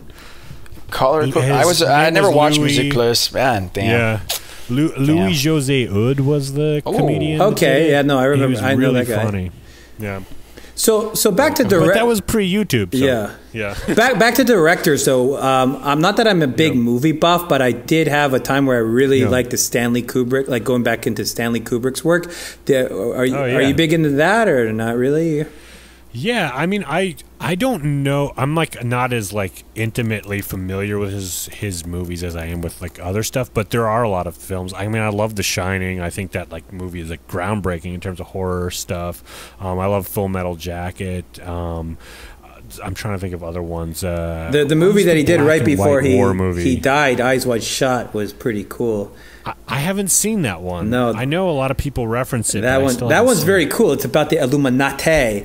Well, that's at least what some people think. Yeah, because they show this like this cult scene. It's really a great movie. One thing I heard about Stanley Kubrick that was interesting was that he was really crazy on editing, and he would take months and months and months to edit a movie because he would want like certain scenes to show up at a specific time in the movie, like everything. I don't remember the details. Actually, maybe it was a conspiracy video I was watching where they were saying Stanley Kubrick faked the moon landing and The Shining was really about the moon landing. I remember hearing about that. Yeah. They were going off to say that he did edit the movie so intricately that he was like, I don't remember the details, but he would say something like, at this scene, like every 31 seconds, this would need to show up, or every 38 seconds. I don't remember exactly what it was, but it was something along those lines where it's like at a specific, like a dream sequence would have to show up at this time or something. But they were saying that's the reason why he took so long to edit his movies,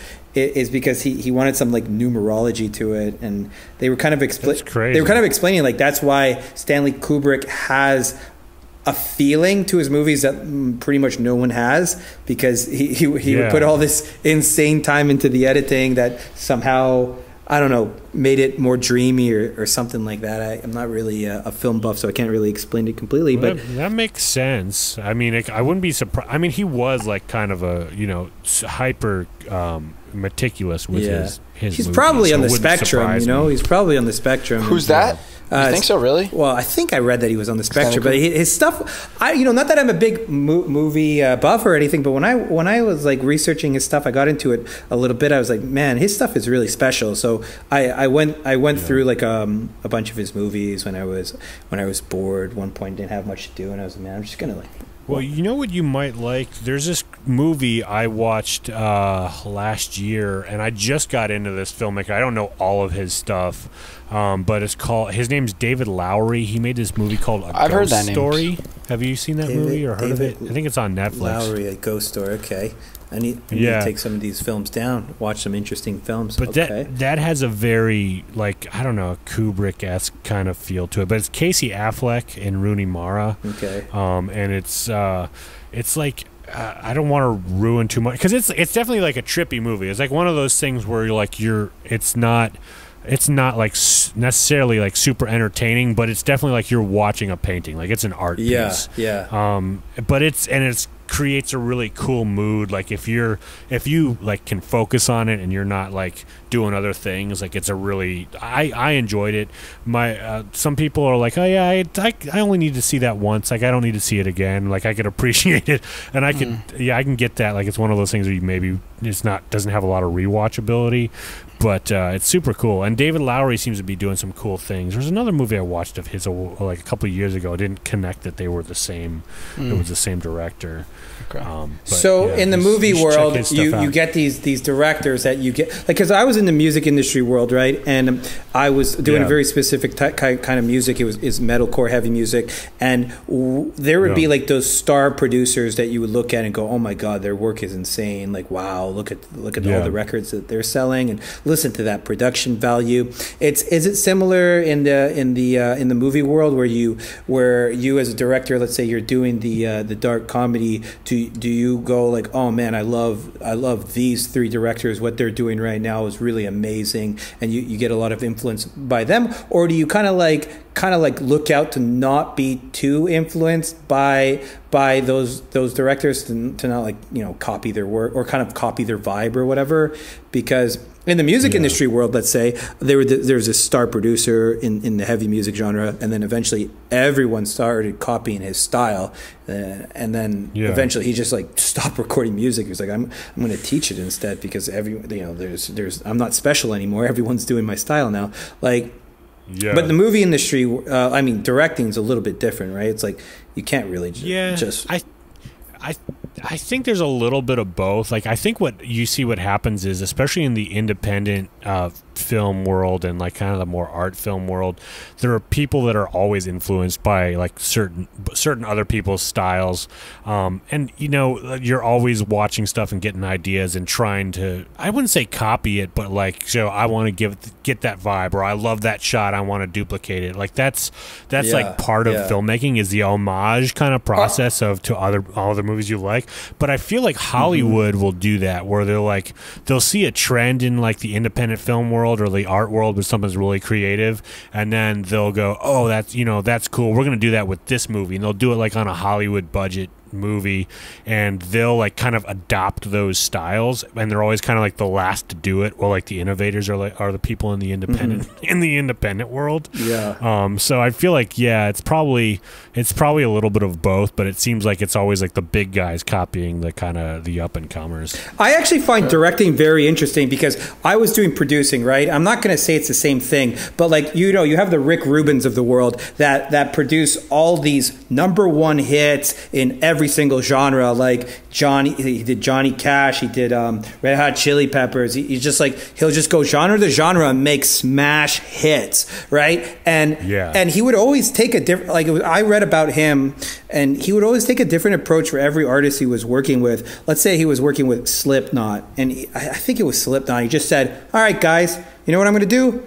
I'm just going to walk away. You guys do whatever you want to do. And that was him being a producer, just walking away. And then he'll come back, and maybe he'll do a bit of editing. And then, I mean, what he did with Johnny Cash, he did a cover of Hurt by Nine Inch Nails. If you listen to that song, you're gonna cry. You're gonna almost go in tears, and you just watch the music video with it too. It's like chilling. It's chilling. It's really a masterpiece, and that is a producer's work. So like, whatever he did, I don't know what he did, how he got Johnny Cash, who's already like a genius in the music industry, how he got him to make something so amazing. But that's how when I look at music producers, I go, man, like that's pretty much like, imagine trying to do that, but in the movie industry, where you have so many moving parts, right? If you're producing, you just got to focus on that one person. How do you get them into the vibe to give you that feeling, right? Because he would say, as a music producer, I listen to it as if I'm, the audience, and how I would feel. Like I'm pretty sure the guy knew, like, I want to make people cry. I want to destroy them when they listen to this song, right? Yeah. Or maybe Johnny Cash, or at the same time, maybe Johnny Cash really just, whatever he did, he just captured it perfectly, right? And so, but like when it comes to directing, you're having to work with, the director of photography, how that camera is moving around, the different actors. You have to work with the script, changing the script, or when you watch when I'm watching like a TV series, right? Like I don't know much about this, but I remember when I would watch TV series, every single show was a different director.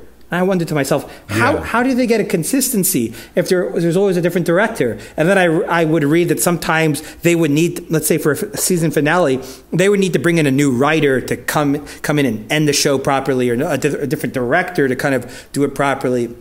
And so I guess you're not really interested in that world where it's like where you're going for a TV series and it's just like corporate. It seems like pretty corporate, no? Like just like a bunch of. I mean, when you're talking about comedy, I like Curb Your Enthusiasm, right? Like he's pretty much the boss of his show, right? Like that's a great vibe. You must be a big fan of his, right? Like. Yeah, I love that show. That's like one of my favorite shows of all time. Me too. It's like, so good.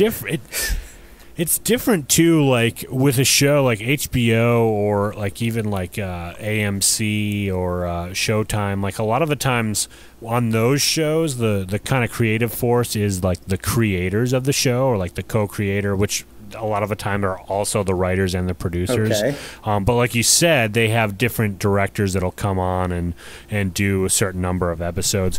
But so it's like, but on a movie set, it kind of depends on the type of movie and there's different types of directors. It's probably the same in the music industry, but like, there's a director that just, maybe what their passion is really focusing on directing actors and working with actors. And getting those performances, like that's like what they're really good at. And then there's like a guy like so like an example of that would be like I think of a guy like Barry Levinson or I don't know, like even the Duplass brothers are really great at that. But then there's like a director that's like really focused on the kind of the look and feel of things, and like a guy like Wes Anderson is a perfect example of that. Like all his movies look like they could all be part of like the same box set, or as if they were all episodes of like a TV show or something. Like they all fit together. Well, you watch the cinematography, there's a lot of variation, right? Like you watch the cinematography and you're like, okay, that's a Wes Anderson film, right? Like, yeah, and that's the thing too, is like because he worked with the same cinematographer for years, and I feel like only in the last few years it's changed. It used to be. Gosh, what's his name? I can't remember his name. But it changed, but the films still look and feel the same. Like, they're still his movies. Like, so there's definitely, like, some directors that are more, like, I would say, like, I don't mean to say it in a negative way, but more like control freaks, where they really, that's what they focus on. Stanley Kubrick's an example of that, too.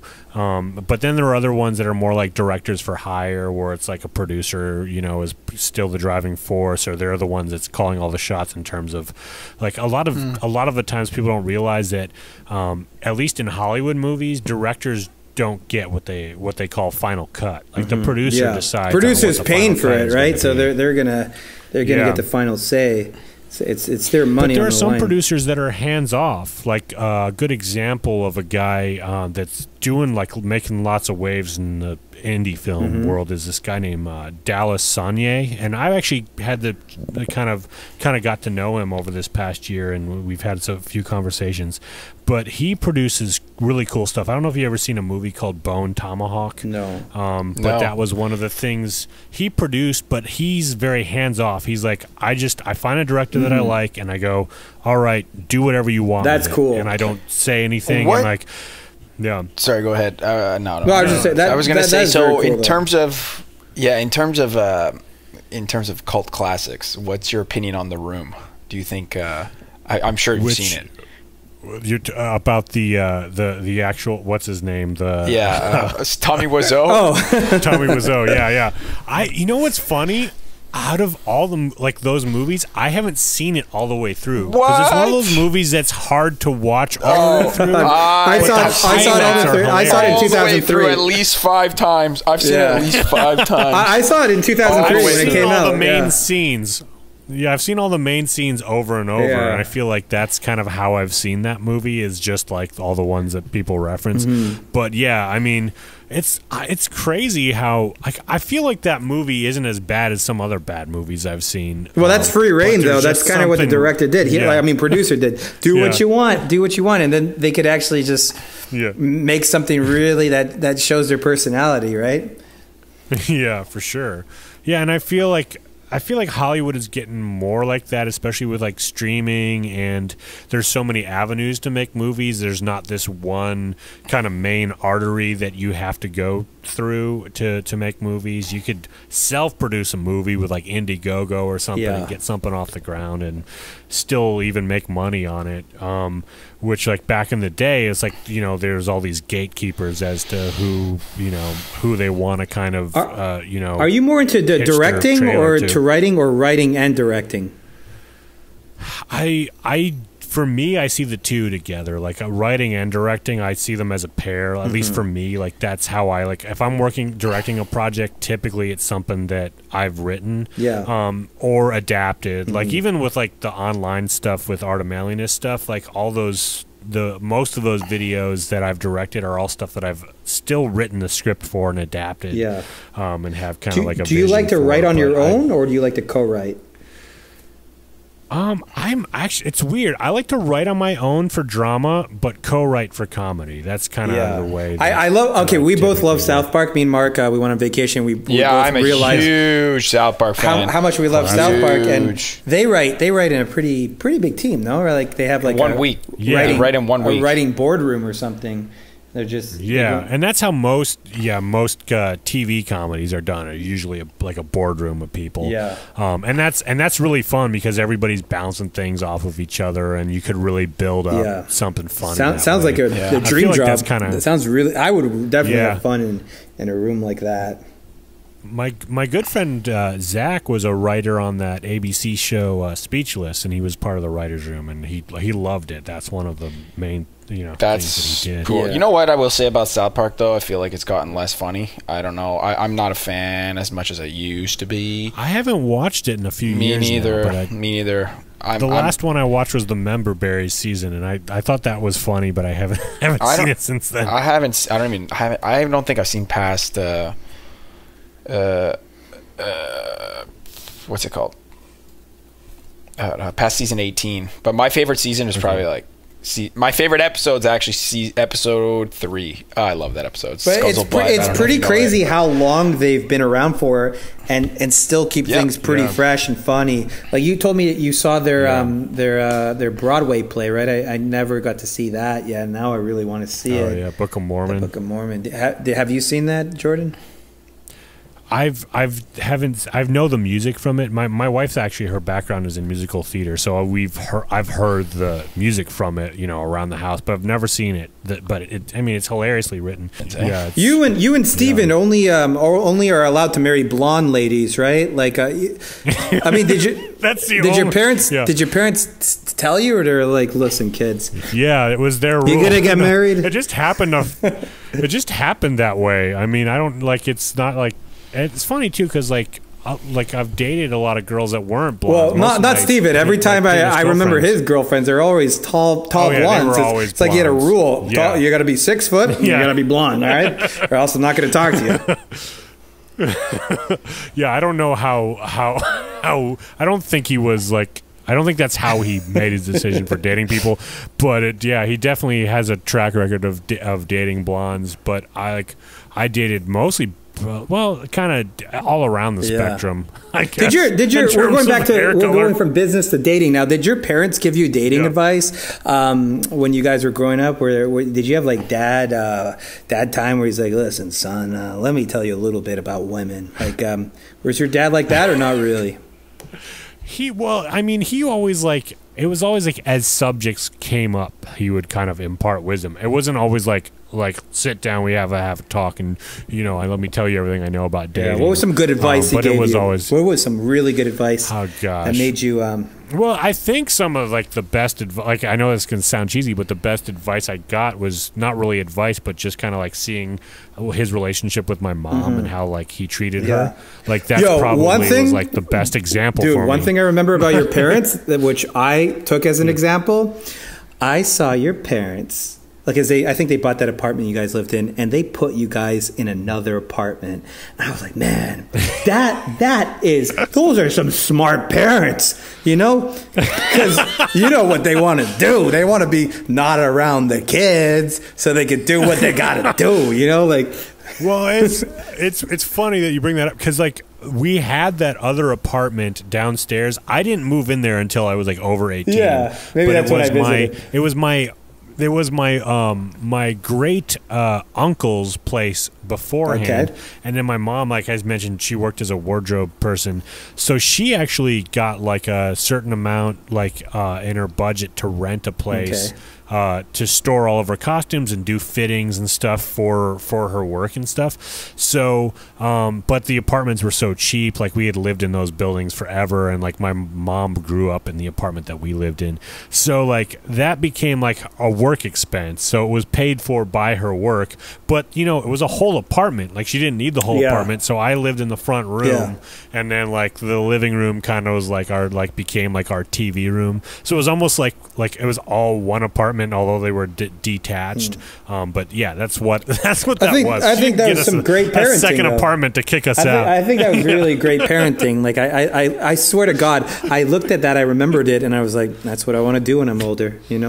Get those teenagers or whatever away from me, so I could do what I got to do. In private. I know. Yeah, I don't know how they put up with us at that age. Like I'm sure we were just always annoying and. Always having to keep up with us. I don't know. It was crazy. Yeah. Cool. Damn. I remember your mom though. She was a firecracker. She didn't. I don't remember. She's hot? She wasn't the type of person that she would take crap from anybody. Oh, yeah. I guess you. Is your mom her. hot? No, well, I wouldn't say she's hot, but she's a cool lady. Yeah. Okay. Sorry, I can't add much to this cinema conversation or your childhood because I wasn't there for it. So it's good. Sorry, man. No, we're it's going okay. Going off on tangents, but yeah, I just remember that. I remember I don't know. So correct me if I'm wrong, Dad, Frank, your dad, was he? We always used to call him an inventor. Is that accurate? Is that true? Okay, so the story about my dad and inventions, right? He retired, and he was trying to invent something. He's trying to invent something to do with like airplane safety, fires, or something like that. Oh, that's crazy, dude. And that's a hard business. And then later on, my sister became an aerospace engineer or something. Maybe she was influenced by that. But he spent like his whole retirement until death working on this thing, and it never really. What was it? Like I said, it's something to do with like fire extinguishing in an airplane or something. Bro, that is going to be the most difficult. Like I was in aviation, right? Like so I know. You should have asked you. How you should have known you capital intensive. I don't know. I can't do anything. It's just so capital intensive. And like I'll give you an example. Like a landing light. Okay, it's just LEDs, for example. Okay, so like they switched from regular lights to LEDs recently. And there's no difference between the LEDs, but the thing is, they all need to be certified. So, like one LED landing light is like $900. Okay, an LED on like a personal plane. Okay, at the time, this was maybe 10 years ago. Maybe the prices come down, but like, it's just like everything in aviation is so expensive, and everything needs to be certified. So, the joke. I mean, they say this about a lot of industries, but if you want to make 10 million in aviation, you start with 100 kind of thing. Like it's insane. Yeah, the margins are so it's nuts. Anyway, but my dad would work on that like a lot. I guess I could look back and think maybe that was like a good example because he just worked all the time. I'm like, okay, that's what you do. You just work all the time, right? But it never went anywhere. So it was kind of a waste of time, which I found kind of sad. But how my mom looked at it was, at least he's doing something, keeping his mind sharp after retirement instead of just doing nothing, and just watching TV all day long. But I don't know. If I was my mom, I'd be like, bro, I don't know if this idea is going anywhere. Maybe you got to find another idea, because I remember, I don't know if you, we did this, I think it was either you or Ruth who were there. I don't know if you remember, but my friend Goodman and I were really into improv and sketch and comedy stuff. So we'd practice improv by doing prank phone calls. Oh my God, was it you that called me? Was it you calling me all the time? We had a whole... It probably was at one point, but at one point I think either you or Ruth was with us. Wait, but is there another guy? Is there another guy? Was it just you and him? Was there another guy called Moons? Yeah. No, it was just him and I. But but you called me though, right? Yeah. But you never said, "Hey, it's Jordan." It's Jordan, because dude, at one point you were you thought you knew, dude. I didn't know. I thought it's Fred. Wait. There's a guy on Facebook named Fred something. That wasn't you. Fred Moons? No, that wasn't me. Okay, I thought it was, because he would say, we only did this once I remember or twice. The line. Did you talk about broccolis? Were you like, broccolis are like little trees? Was that you or someone else?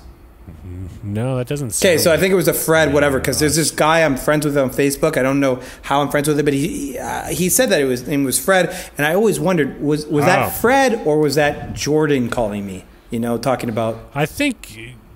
That doesn't ring a bell. Maybe you're just like a magnet for prank calls or something. Could be, yeah. I remember because your dad was an inventor, and I think Ruth was there when we got this idea. Let's pitch him inventions and see what he thinks of them. Yeah. And so he would call and he'd be like, hey, Mr. Shoeflaw, I hear you're an inventor. And he'd be like, yeah. He's like, all right, I got this great idea I want to run by you, okay? So the idea is I got this little box, right? And then you could put 2 pieces of bread in it, and then in 5 minutes later, it comes out slightly darker. And then... your dad would sit there and be super sincere and give him the time of day and be like, interesting, yeah, it almost sounds like kind of like a toaster. And he'd be like, hey, that's a great name. And it was that was a stupid bit. We might have done it 2 or 3 times. Oh, you should have recorded it. Pitch him stuff that was already invented. Oh my God. Do you like Borat? What's his name? You like his comedy? Oh, yeah. I love his comedy, but recently it became about pushing a political agenda or something. I really liked it when it was just about pure stupidity, and now it's more hey, if you're conservative, you're dumb or whatever, Yeah. I feel like he's always done that, but I think he maybe leaned into it more. I still think it's fun. I still think it's funny. I'm one of those guys that don't necessarily care what point of view you're coming at, if it's funny. But I like that pure stupidity, dude. I like when you go to someone's house and be like, excuse me, can I make a shit in your house or whatever? I like that a lot more than let me show off how dumb these conservatives are or whatever. But I watched his movie. It was still funny, the new one that came out. But I mean, I was just dying. The QAnon thing was so funny, him staying with those guys. And but the cool thing was, it's as crazy as those guys were, they were super nice to him and had him stay at their house. And, we're living with him. It's crazy. Yeah. Oh man, but his comedy makes it man, he's a genius. That guy. He made me laugh so hard on all his older stuff. I'm glad he came back though, with that movie. Yeah. It was great. It was great. Yeah, it was fun. So you would do that to my dad. What else did you do? What other prank calls did you do to people? Because that was, it was always the premise was always all right, you're gonna do a character. and you have to keep them on the phone as long as you possibly can and make them think you're a real person without cracking. Like that was like always the thing. And so it became like our improv training was doing So that. you were doing this before Tim Dillon was, because Tim Dillon does his fake business skit. Fake business, yeah, fake business. Oh, really? I got to check this out. Oh, Like he calls people and he's like pretends to be somebody who represents like a real estate broker, and he's pretending to be a real estate broker, and he's like, yeah, so what's the price? And my clients are really interested. They're from overseas, you know, they can't reveal their name. It's really funny. Oh, that's funny. But you were doing fake business before fake business. So well, those are just fake pitches, I guess. Yeah. Pitching inventions that already existed. Yeah, wow. That's awesome. I love it. That's great. I'm trying to think. Did I do anything like that? I don't think so. Did you record those and upload them to YouTube or no? We did. Well, this was pre-YouTube. We did record some, because we used to have it was a speaker phone because my dad used it for like business stuff, and so we were able to record some things on there, I think. And then what we would do is we would send one person into the other room and then listen on speakerphone on mute in the other room, so we could all listen in and laugh, and they would be isolated in the other room so that they couldn't hear us laughing. And then we'd. So wait, did you actually record? Call me, because I don't really remember. I just sent you a picture. I remember calling you. I think. I sent you a picture just now on Facebook of the guy Fred, who I think was the one prank calling me, but I always thought that this guy was you. This guy that I just sent you. I always thought that guy was you. How do I get my messages? Because I'm in. So I'll be honest. I haven't used this Facebook Messenger app before until today. So all I have is the screen right now showing the two of you. Okay. I just sent you this. Well, his name's Fred Monslow, so I think it was him that was prank calling me, and I thought it was you. So, but then he added me on Facebook like a year ago or something. I was like, okay, well, I guess it's a real person. I don't think Jordan would take the prank that far, where he would go make a fake profile in 2020 or whatever and added me to Facebook. No. But no, I don't. Yeah. I don't recognize it. Maybe was it not somebody from your band days or something? No, I don't think so. Yeah. So we've gone over the 1 hour mark, guys. You guys realize that we're at true. I gotta hour 35. So wrapping it up. Do you? I mean, I'm having fun here. I'm drinking wine. How about you? How about you, Jordan? Did you want to wrap it up or? I'm good. I've got simpler times. I'm fine for a little bit. My wife is out grocery shopping. So nice. What time is it over there? I should know. Let me grab a beer. I'm going to grab a beer. Yeah. I'll be right back. Mark just needs to drink a little bit. Mark, I also have to work. Mark is he's in the Amazon world. I mean, we're doing a business podcast here, so Mark is in the Amazon world. He's not doing fake business. He's doing real business, and he's looking for suppliers and stuff. For your podcast, do you plug any of your own businesses, or your goal for that podcast was really just to plug other businesses? No, well, it's still, the goal is to, we started doing this, and there's a bigger goal of it, but of basically, doing ads, selling ads down the line. We do affiliate ads now, where or if somebody wants to advertise, we'll advertise a product. Usually it has to be something that we believe in. I know that sounds lame, but it has to be something that fits our brand, or like that we could promote on there. And then we'll get like a promo code, and when people use that promo code, we get a percentage of that sale kind of thing. So it's very basic. What is the percentage, by the way? Because I was thinking about doing this for one of my businesses. Is it percent? It's different. It's different for each one, right? For each business. Yeah, it's like, so it depends. Yeah, it depends on the business and how much they're willing to do, and what their margins are, and how much they can give up. But it's different, really different for every product. Yeah, True. I definitely want to get. I want to get into that because you have some YouTube videos or podcasts that get a lot of plays, and in the advertising world, if you want to hit up 1,000 people, it could cost you like $15 to $20 just for 1,000 impressions. and you don't know how those people are going to convert on those, right? Like, but like if you go on. I don't know, let's say I was going to go on some home decoration podcast and I'm selling home decoration. It's probably going to be a pretty good conversion rate, and you're going to get, let's say the YouTube video gets 500,000 plays. I mean, for me to pay $15 for 1,000 views versus I give a percentage of sales to the person that shows it to like 500,000 people on a continual basis, that seems like a pretty good business model. And a lot of these businesses are doing the YouTube sponsorship. One company I see that's just like everywhere. I just watched my first, what is it called? The Super Bowl. I just watched the first Super Bowl with Mark. Super Bowl. That was some man shit. Doing my first chicken wings. Super chicken wings. Nachos with bacon. Football. Yeah, booze. Man shit. Yeah, some real man shit, you know, and I saw Manscaped but we didn't watch it illegally. We watched it.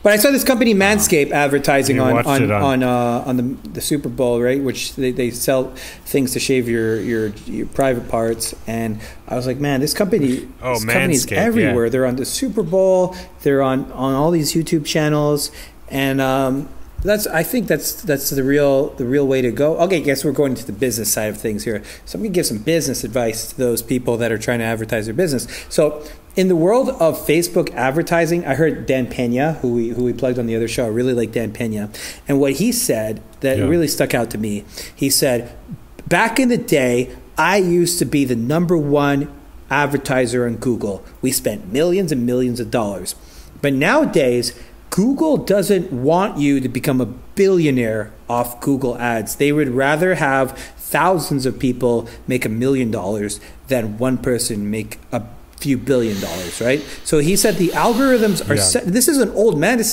guy's like 70-something, 80-something years old. He's giving knowledge that I should hear from someone my age, right? But this guy, he's so smart. He was saying, nah, it's not gonna happen. The algorithms are set up so that, you know, so in a way where it's not going to make you rich. He flat out said, you're not going to become a billionaire off Facebook ads and Google ads. So that made me think, man, you need another way to do it, which has no ceiling. So I think that's why all these companies are going to YouTubers and podcasters, and then they get big enough to actually go pay for a Super Bowl ad. Like, how much does a Super Bowl ad cost, right? Like, a lot of money. So millions. So I mean, I found that pretty interesting. So I know what you mean by trying to monetize your podcast, right, with different drink companies, and there's always these different companies coming out. I see that you're doing you're plugging a backpack company, right? Yeah. GoRuck, that's one of our affiliate ads that we do a lot of.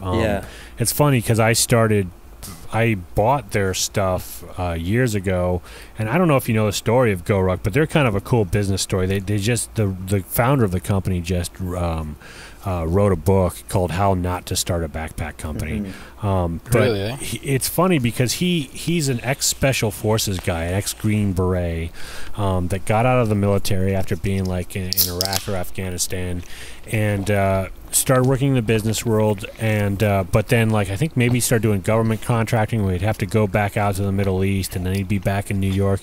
He's like, I want to make something that's well built that would be just as cool, just as functional in the war world, and then just as cool and like covert in New York that you would fit in and nobody would think anything of it. So he designed this backpack, and he started like driving around trying to sell it to all these different stores and stuff, and trying to get them to sell it. And they're great backpacks. They're made in the USA. They're a little more expensive than what you would buy some Chinese kind of knockoff rucksack. But the thing is, like, he wasn't selling them, but he's like, I need to prove that these things are tough, like that they're bomb-proof. We've built them so that they've got a lifetime warranty, they're really hard to break, all this stuff. And so he started doing these events called I guess they were just called the GoRuck Tough event, where he basically like simulated like a for like 12 hours, like what you would go through in Hell Week in training for like the Green Berets or whatever. And so he would give all these guys backpacks, and they'd put it through so much crap and just like put them through the ringer, and they would take all these photos, and he would took all these like photos of them all muddy and in the ocean and getting thrown around and all this stuff. And so that's like what blew up his backpack company, is like proof of concept. Like here, look what you can do to this backpack, and it's got a lifetime warranty kind of thing. And then the events basically became more popular than the backpack. Really? And I've done a few of those events with one of my good friends out here, and that's kind of how I first heard about it, was the event first, and then I kind of got into their backpacks. But yeah, so that what was the name of this brand again? Sorry. They're called GoRuck. Okay. And and if you check out their site, they've got a lot of cool stuff now. They're not just do backpacks anymore. But and they kind of blew up. Like they sponsored the CrossFit Games over the last couple of years. Like you could see their backpacks in the CrossFit Games and a bunch of the events, and their sandbags and stuff for training, weight training and stuff. But yeah, over the past, I guess they started in 2010 maybe is when it started. Okay. And they just blew up because they kind of became this like lifestyle brand, but then they created this community aspect around the brand, around this what they they call rucking, which is carrying weight on your back. It's very cool to see new companies not only create a brand, but like create a community around it. I really like this company called Gymshark. I've been I've been following them. The founder is Ben Francis. He's like 20 something. He's in his early 20s. The company's doing like $200 million a year. I think they got evaluated at $1 billion or something. He started this in 2013 while he was a pizza delivery guy, and I don't know, the guy really understands business. He really understands culture. He really understands social media, and he's advertising. He's not only just like, I mean, his YouTube has, I think, 200, maybe 1 million subscribers or 200,000, whatever it was. It was like a pretty impressive amount of subscribers. And then he had another channel. It wasn't like the main Gymshark Instagram channel, but it was a channel spewing out content for Gymshark. And the cool thing I found about that was there's no shortage of gym fitness influencers. So I would check out the influencers they were using to promote Gymshark, and a lot of them had like 200,000 followers, 300,000 followers. And it was really cool to think like, wow, like he really found this really great niche, a very big niche, where you could use the influencers to blow up your brand. Kind of like how, you had Lululemon. They started very early on before the yoga scene blew up. And they blew up because they were kind of there first, right, to sell that branded yoga pants and stuff. But I heard too, I think Gymshark as well blew up because of their yoga pants, I think.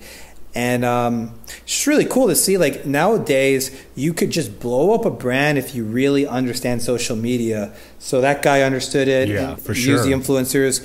And I even saw Steven, I think your brother Steven works with a company that sells coffee, and they're military guys too. Black Rifle. Yeah, I'm really interested by those fast-growing businesses, right? So anytime I hear about a fast-growing business, I'm going to look them up. And I saw their numbers, and I was like, wow, that's really incredible that they were able to blow their business up so quickly. But they had a nice niche, saying that it's similar to your niche, right? With the backpacks, it's military guys that for them, I think it's military employed, right? Like a lot of the people working at the company are veterans, and that's really cool. It's really cool to see how Americans support their veterans, right? And I guess it's pretty similar to the backpack company too, right? Like what a lot of the people buying that, they're like, oh, cool, a veteran brand. That's really cool. Yeah, they give discounts to veterans too, but they're also all of their events are led by former or current special forces cadre. So like if you're doing an event, you're like you've got like a Navy SEAL or somebody who's like kicking your ass during these events. So and they teach you stuff they learned and that kind of stuff. It's really cool. But yeah, I think they have all their cadre are obviously veterans or military people. But yeah, it's funny because doing those events, and then I had Jason, the founder of the company, on our podcast, and then we became friends while doing that, and he's been on our show a couple of times since then. Yeah, and then they became an affiliate of ours. It's just because I was a fan of the events and their gear, and it just kind of grew from there. But they've expanded just in the last 2 years like crazy, especially with COVID and like people having to work out from home and stuff. So they've been doing like crazy. Sorry, speaking of working out from home, it's this is total aside. Sorry, but it's kind of crazy what's happening with the price of certain things. As the market's shifted to like all this work at home stuff, at least here, like buying weights, the prices have almost quintupled, or like it's insane. You know what I mean? It's the same here. Yeah, it's like four or five times the price. Yeah, it's insanity. And like, so one of my buddies is a big road biker, and even on like stationary bikes, and like he has a trainer that he attaches his road bike to. Those things have literally quintupled. It's crazy. Like a used one that you bought 4 years ago is essentially appreciated. It's nuts. And I'm kind of curious. I know this is a big aside, but like coming out of this, it's going to be interesting to see what's going to happen, and I think it's going to accelerate a lot of this like this shift to less of, I guess, more at home stuff. I mean, you kind of said it with the whole like Hollywood stuff, it's kind of being quote unquote democratized or whatever, but it's kind of interesting, you know what I mean? Like especially I don't know, it's going to be interesting to see what world life is like after this, but anyways, it's crazy. And it's funny because I was always kind of a person that preferred to work out either outside or at home, or not like go to a gym. I like being in open spaces and doing this rucking and stuff too.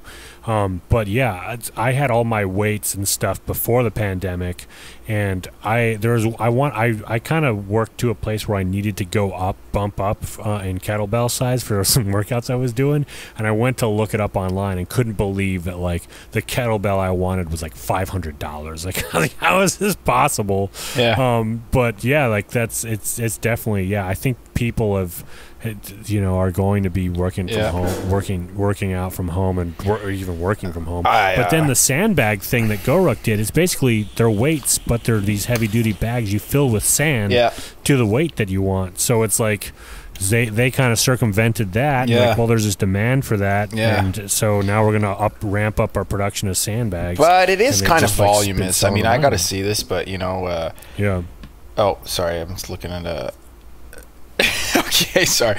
Anyway, no, but it is kind of voluminous with sand. You know what I mean? I guess that's kind of the thing, but whatever. I don't know. We'll see what happens. Well, they sell the bags and then you fill them with sand. So you just go to a park or a beach. True. So it's that's a good idea. To ship a bag. Yeah. It's really that's true. Really Frank, convenient. speaking of workouts, Frank, how are your pull-ups coming? Frank's been doing pull-ups and push-ups and walking at a brisk pace. Yeah, well, pull-ups mostly. I've been doing pull-ups really seriously recently.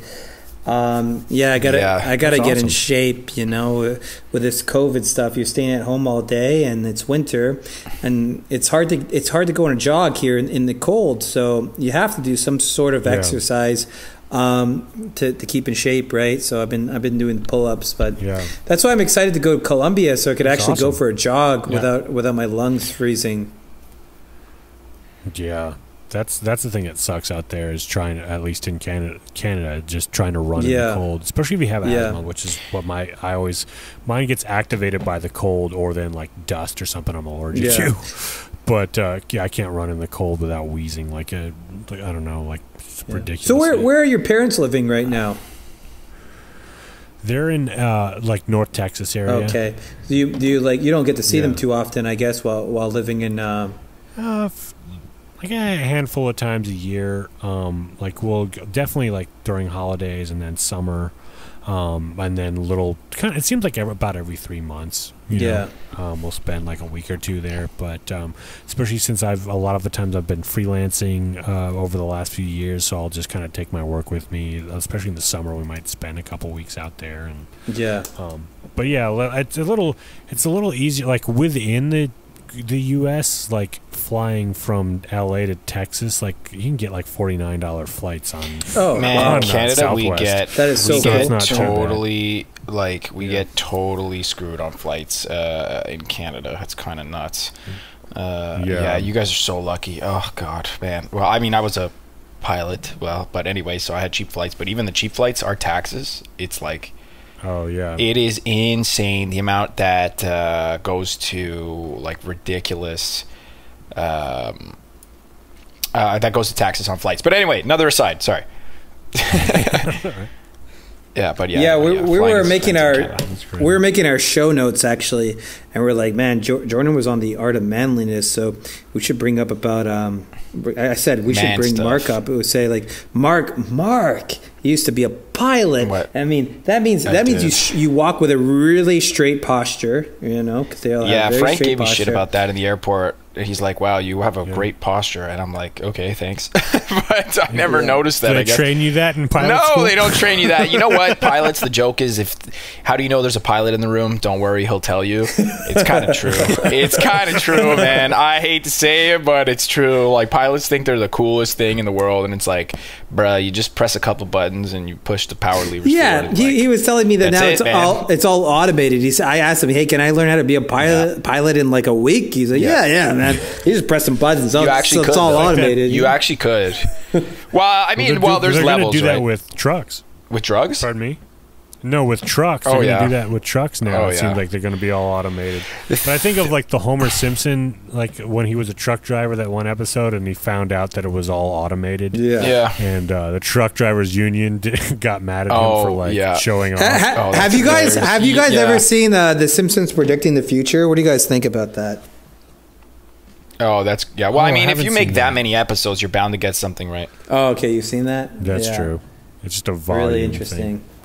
I haven't seen it, but I've heard. It's like they predicted Trump was going to be president, and they showed him going down the escalator, and it looked exactly like the press photo. Things like that. Yeah, it's crazy. I feel like South Park would probably have done that too at some point. But they took our jobs. But yeah. So anyway. besides dark comedy, is there another niche that you like documentary making or?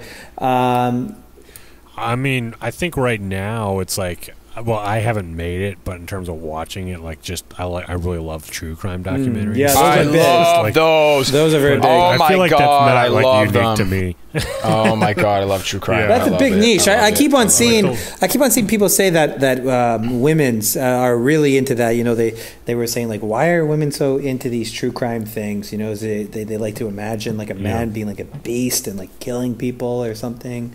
I mean, are you like, so did you want to produce some of those things, or you just like watching those? I don't know if I would. I do enjoy watching them. That's like I feel like I'm trying to think of, in terms of documentaries, the type of stuff I would produce. Those are really interesting to me. So I feel like if I were going to do that, I would fall into that, because I don't know what else I would. Do you ever maybe music? But do you ever push yourself into something you're totally not into, totally not comfortable with a mindset that's like, I'm not comfortable with it, and that's a good thing. I want to be somewhere where I'm not comfy. Do you ever do that in your career? Yeah, there's some things like that where like I have this document that I keep of every like little kind of like any idea that I've had. Like I keep a notebook where I write down ideas, but then I have a document, like a Google Doc, where I keep like seedlings of ideas that are slightly developed that I've spent some time on, and I write them out as pitches. And a lot of them are all over the map and stuff that I haven't done before. But there's some stuff on there where I'm like, I don't know if I could pull that off. There's some like really, I'm trying to think of, I can never trying to see if I could pull it up in front of me, but there are some things on that where like one of them is like kind of like a Vietnam biopic based on this one story I read, and I was like, well, like that's like action war kind of stuff is not really my wheelhouse, but I'd like to see what that would look like coming from me. And there's this other one I'm working on called Heretic, which is something I'm developing right now that is almost more like a sci-fi kind of Twilight Zone kind of thing. So like those things are definitely out of the wheelhouse. They make me a little uncomfortable. When you say pitches, are you pitching that to producers, or what are you doing? Yeah, sometimes producers or like friends. Like if friends want to collaborate on things, I'm like, well, what, if there's an idea here, like, is there something here you'd be interested, kind of thing. And then there's stuff that I'm just working on myself. If somebody goes, hey, what are you working on? I'm like, well, I've got these ideas here. Like, would you want to work with me? Do you go out of your way to network? Since you're in Los Angeles, right? It's a lot about who you know. Do you say, okay, you schedule networking events, or you're not really into the networking scene? You're kind of just really into the art of it, and to making your art, and not too much of the networking. How do you feel about that? Yeah, I feel like the networking scene. I definitely I'll network if I meet people and come across people that I feel like we've gelled together and feel like we could actually we would fit together creatively or whatever it is. I'll take meetings with them, or we'll meet together and develop stuff. But I don't just go to parties just to meet. But I mean, you have stuff because everybody at those parties is doing that too. But you have your podcast, right? Usually, I've found that those. You have your podcast. So that's kind of networking, no? Go ahead. Yeah, like that's kind of like the networking that I do in that sense, is talking to people on there and building relationships and stuff. And I've made some cool friendships just from doing that, having some recurring guests and stuff. How would you find those guests though? How would they come up? Like, because we're new at this podcasting thing, and I've known you for years, so I say, hey, what's up? And I was actually surprised that you said yes, right? How do you? What? I'm not doing anything. I wouldn't have said no. Yeah, but you know what I mean. Like, how do you find those? Advice to these new podcasters out there, since everyone has a podcast now. Like, how do you go out to find these guests? Like the guests you have are pretty interesting. Like, I've listened to a few of them. They're really, really interesting guys. Like, how do you find those guys? Well, so I kind of I've worked it down to a system now where it's like whenever there's something I'm really interested in, or somebody that I come across that I find really interesting, it's kind of a selfish thing. Like, I want to talk to them and know more from them. So I don't try and find someone like, who's the most popular guy right now, I got to have him on, kind of thing. It's more so like, what am I most interested, and somebody out there is going to be interested in the same way, probably, because it's just some things are universal and sometimes they're not, but it's just if they're interesting, if there's somebody that's interesting to talk to, or they could provide interesting stories, those are the people I want to have on the show. And so what I do is basically I have kind of a formula for an email for reaching out to those people. I typically reach out to them or their PR person through their website. And it's basically kind of like an introduction, like, hey, I'm so-and-so, this is the show I work on, this is kind of our background and the kind of stuff we talk about.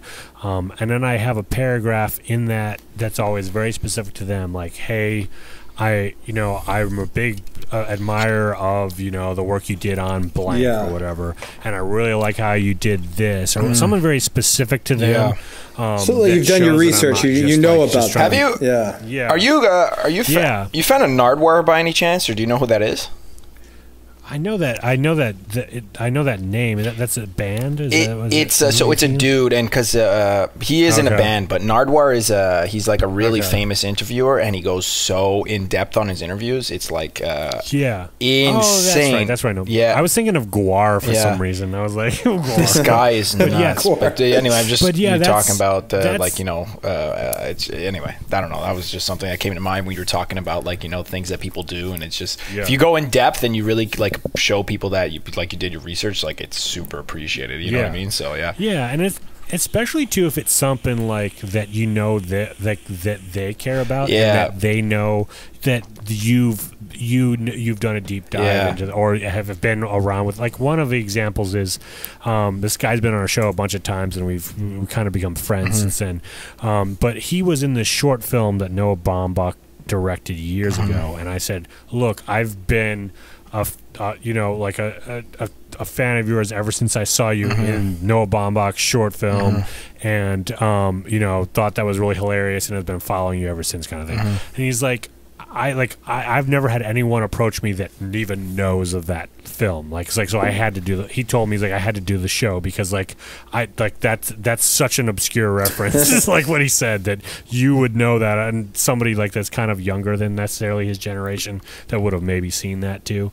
And so then I always close it with a pitch like, hey, do you have 30 minutes or so to just hop on a Skype call and talk with us? Like, make it really like easy on them, so that's very little that they have to do. And then that's always my pitch, is introduction, something specific to them on what I admire about what they've done or what they do, and then just a very basic pitch, like making it super casual, so that they don't feel like they have to do a lot of work to be on it. They also know that you're not bullshitting them, and that's it. That's kind of my formula. And it's almost always through email first, and mostly directly to their email. Like, if you look online, you could typically find some sort of contact form for whoever person you want to reach, and then if not them, their management or PR firm that manages them, and then if not that, there's a great a resource called Who Represents, which you could log in. You could get like a membership to that, and that gives you usually people's agent, management, PR info, all that stuff. Like, you can get a hold of people that way. But yeah, that's it. It's like, there's times too though where like I might send out 10 emails and I might hear back from like 2 of those people that I've reached out to. So there's some of that where it's like, so you have you have a 20% conversion rate. That's not too bad. In the e-commerce world, that would be great, right? So we're trying to. Well, we haven't reached out to that many people so far, right? We just started this, but we're having a fun time, right? Like, for us during COVID, we're locked in, we can't go out, and so this was kind of a fun thing to do. Me and Mark met on vacation, and it was just like, hey, we should do a podcast, and they liked my drunk stories that I would tell them when I was blacked out on mezcal, and I don't even remember telling them these stories. They said, Frank, you're pretty entertaining. We should do a podcast. And Mark really pushed me. So I was like, yeah, okay, cool, let's do it. And so far we did one together. Then we did one with a dating podcast. We did another one together. Now we're doing one with you. And so it's interesting to hear how you got your guests, 20% conversion rate. And like that's like the thing. Like, you can make it easy to reach out to more people by creating a template. Where it's like your first and last paragraph don't really change. You address the person, and then your middle paragraph is the specific thing to them. And then it makes it easy to, because you're just basically, every time you're reaching out to a new person, you're typing a new paragraph there. And so that's kind of how I treat it. Once I figured out that after a few times, certain types of emails what people would return and talk back to me, I just kind of duplicated that. How many years have you been doing that podcast for now? I started in 2017, so our anniversary is on St. Patrick's Day was the first day we released our first episode. And your co-host? How did you meet your co-host? Go ahead. My friend. It's funny. My friend Donovan was we worked on stuff out here in LA together when I was freelancing, doing some video projects, and he actually was funny because he was a fan of The Art of Manliness too, and we were working on this one shoot, and he's like, hey, do you work on The Art of Manliness stuff? And I was like, that's that's me. He's like, oh, cool, yeah, I've been following that for a while, and we became friends on that shoot and just always hung out then. And then my friend John, who we talked about earlier, I've known him since at middle school. And so, we were just like, we were all kind of like talking about wanting to do a podcast. And like, I had stopped doing some of the Art of Manliness work because we talked about, we were talking about earlier, the Adpocalypse stuff. So they stopped doing a lot of video, at least YouTube stuff. And I was like, well, how do I put my own spin on some of the type of content we did at Art of Manliness in a podcast form where it's like funny, because like that's kind of my background is more like the sketch and improv world, but still with that a little bit of that aesthetic, that kind of subject matter, that kind of thing. Since Donovan was into that too, like we kind of were kindred spirits that way.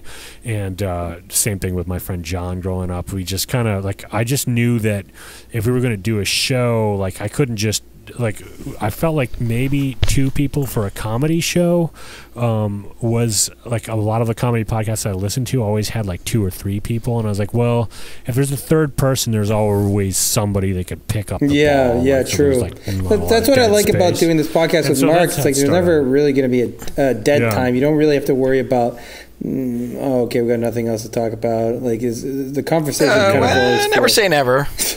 Never say never. It'll happen. But yeah, no, it's kind of cool. Yeah, I think that it's definitely better to have. I think we have good personalities. I mean, look at the guy who kind of like started podcasting. What's his name? The very famous guy. Joe Rogan. No, not that guy. The guy before him. The long-haired guy. Why am I forgetting this guy's name here? The really controversial guy. Howard Stern. Yeah. Oh yeah. There you go, man. Yeah, Howard Stern always had like it was him and the other. Well, I mean, I don't know. He didn't. He just had a good radio show. I mean, podcasting is. Well, I mean, that's basically it was long form podcasting, right? I mean, it's basically true long form. Yeah, that's basically what it was. Yeah. Yeah, but a lot of my favorite stuff was like, I don't know if you listen to a show called Comedy Bang Bang, the podcast, but that's kind of like, it's an improv podcast, and he always has a guest and then characters that come on. And so if you listen to our show, like depending on each episode, there's a lot of that kind of stuff where that character kind of stuff comes up, and then interviews with guests, and then just kind of weird, funny segments, almost like stuff you would do on a more like a talk comedy radio morning show or something. Really, I listened to a few episodes, but I didn't get into that. Like, what would be some of the characters you would have on? Are you able to play those? So, like, there's this one character, like, that's a movie critic. And usually we've had him on during Oscar season, and usually I do the characters because Donovan doesn't really do much acting, and he interviews them. But like his thing is like always trying to make predictions on who's going to win Oscars, and he's like they're all obviously wrong predictions. That's like another stupid bit we did. Then we had like this one character called the California Compliant Criminal.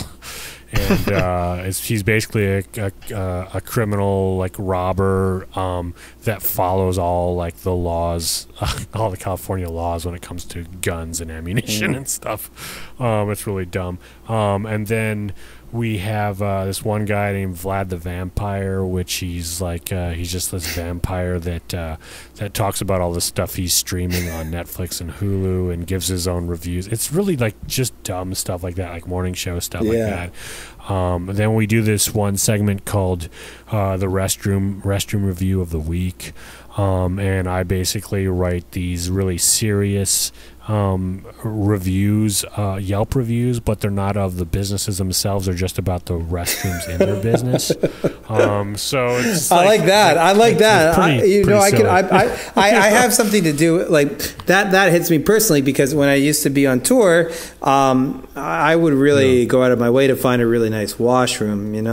So if I was at a venue, I don't want to be on that venue bathroom with the 20-year-old day beer or whatever. I would go find like a nice hotel and go in that bathroom and hotels. Oh my god, it's just like just a clean bathroom that's it's cleansed every 15 minutes or whatever. It was great to escape to that. So I could totally understand that. So you would review bathrooms. I like that. I really like that. Review bathrooms, cool. Yeah, and it was like all the serious Yelp reviewers would get upset and like flag my post because like this is not a real business review. Have you ever have you ever seen Ken M on College Humor? Ken M. Yeah. Oh my God, I've seen him before. The guy he doesn't do like reviews. Well, I guess he does review something, but he does like fake troll posts that like piss off people. Yeah. But anyway, oh my God, it's so funny. But anyway, whatever. A little aside. I did this one. Yeah, but like that's kind of like it's funny that restroom review thing ended up getting us an affiliate sponsor for a bidet company. Oh my God! Really?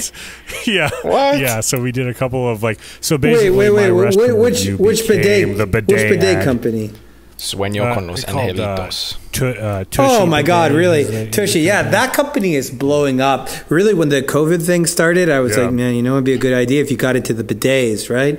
And I don't know if they started before COVID, but it was pretty genius. They started before, but they pushed hard. I bet they blew the hell up during COVID because during COVID, the whole toilet paper thing, everyone's going for toilet paper. Like, everyone was probably thinking, man, if toilet paper is going to run out, I better get a bidet. Like, I was even having that conversation with the girl I was I'm surprised bidets haven't gotten more popular. What the hell, you know? It's because of COVID. That's crazy. I mean, it's a better system. You know, I actually have a urinal in my house, believe it or not. Oh wow, that's honestly that thing. I love it. I feel like I'm gonna like definitely always have a urinal in my house from now on. It is a game changer. Let me tell you. Yeah. Wow. Yeah, I love it. That makes sense. Yeah, but it's quick. Yeah, oh my, and not only that, it's like a separate room. It's almost kind of like a different room that you don't need to go into the bathroom. But that Tushy company, they're blowing up. I'm seeing their ads everywhere. Yeah, they are blowing up. Like bamboo. Yeah, they are blowing up. I'm so surprised. Bamboo toilet paper, and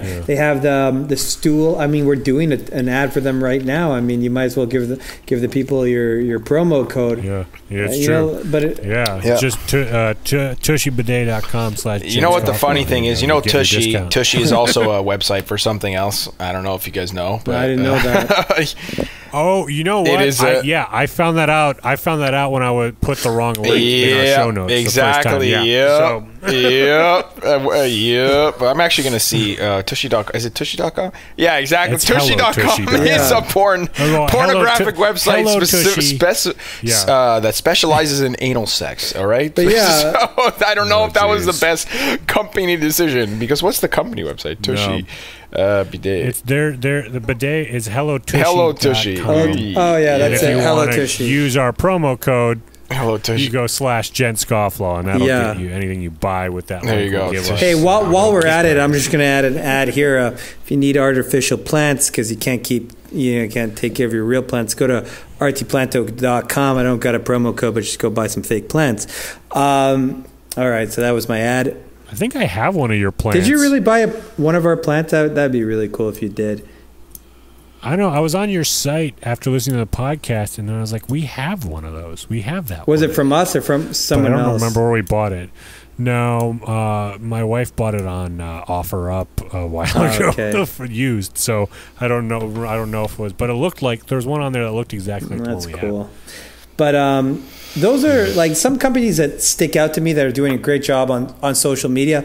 Tushy is one of them. And then the other one we talked about was the Manscaped. The other one that pops up is Blue Chew. And I see a lot of these comedy podcasters advertising them. They're like, yeah, you need hard dicks. You need a hard dick. You go buy Blue Chew, and it has the same ingredients as Viagra. Oh, Blue Chew? I thought Blue Chew was the street name for Viagra. Well, I don't know. But there's some company that's they're putting themselves like all over the place on all these podcasts advertising that product.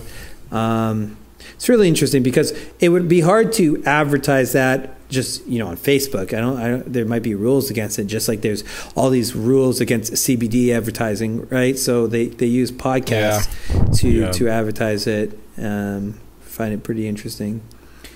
I haven't seen any of their stuff yet, but I feel like the podcast world, like somebody will infiltrate it, with ads, and then like every podcast is promoting the same thing for a couple months until it becomes something else. That's the other one that's big is that cereal company.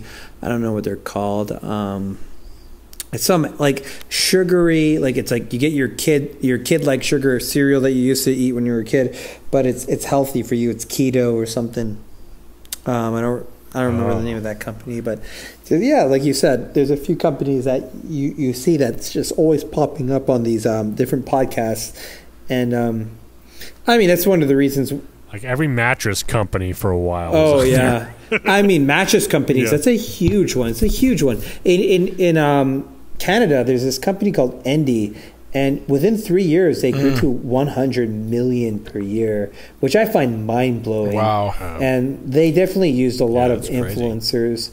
But I think one of the tricks to them growing was they would put themselves in a furniture store or Indigo bookstore, and that's great. Like think about how many stores. If a furniture store says yes to, like, I have a furniture company right now that I'm gonna eventually exit it. I'm in legal disputes with.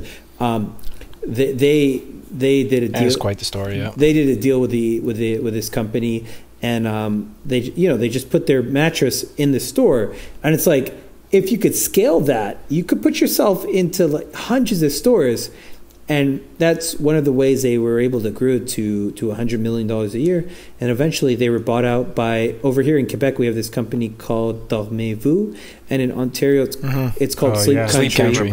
And they bought the company. I don't remember how much it was for, but I think it might have been for like $300 million. It was mind-blowing, whatever the amount was, and I was like, geez. Well, I heard the markup on those is insane. Like they're all made in the same place, and then somebody just rebrands it and sells it. I think they said that they make it in Canada, which is very possible, because when I was in the furniture business, I visited a factory in China, and it was really insane. They basically own the whole city, in the sense where it's like, yeah, this is our city, this is our mattress city. Like, I once heard a comedian make a joke about this. I don't remember which comedian it was, but he was like, he was talking about toothbrushes. He was like, in this city, all we make is toothbrush. We make toothbrush. That's whole city make toothbrush.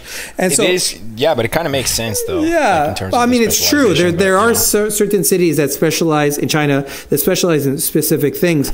And like, I mean, when I was in the furniture business, they would like say you go look for a sofa factory, and the sofas, the big part of it was the textiles, the fabric that you put on the sofa, and they would say, yeah, for thousands of years or whatever, we've been making those textiles. But for this bed company, they were making the foam, and it's like they own the whole city, in the sense where it's like, if you go to the hotel in that city, it's that foam mattress factory that owns the hotel, and all the beds are made by are that foam mattress, right? And they were saying during the what Trump put these restrictions on importing from China, and the way they were fighting that, they were like, oh yeah, whatever, Trump, do what you want to do, but we're going to go set up a factory in North Carolina or whatever it is, and we're going to make our mattresses over there. And they had their mattresses being made in Europe and all over the world, because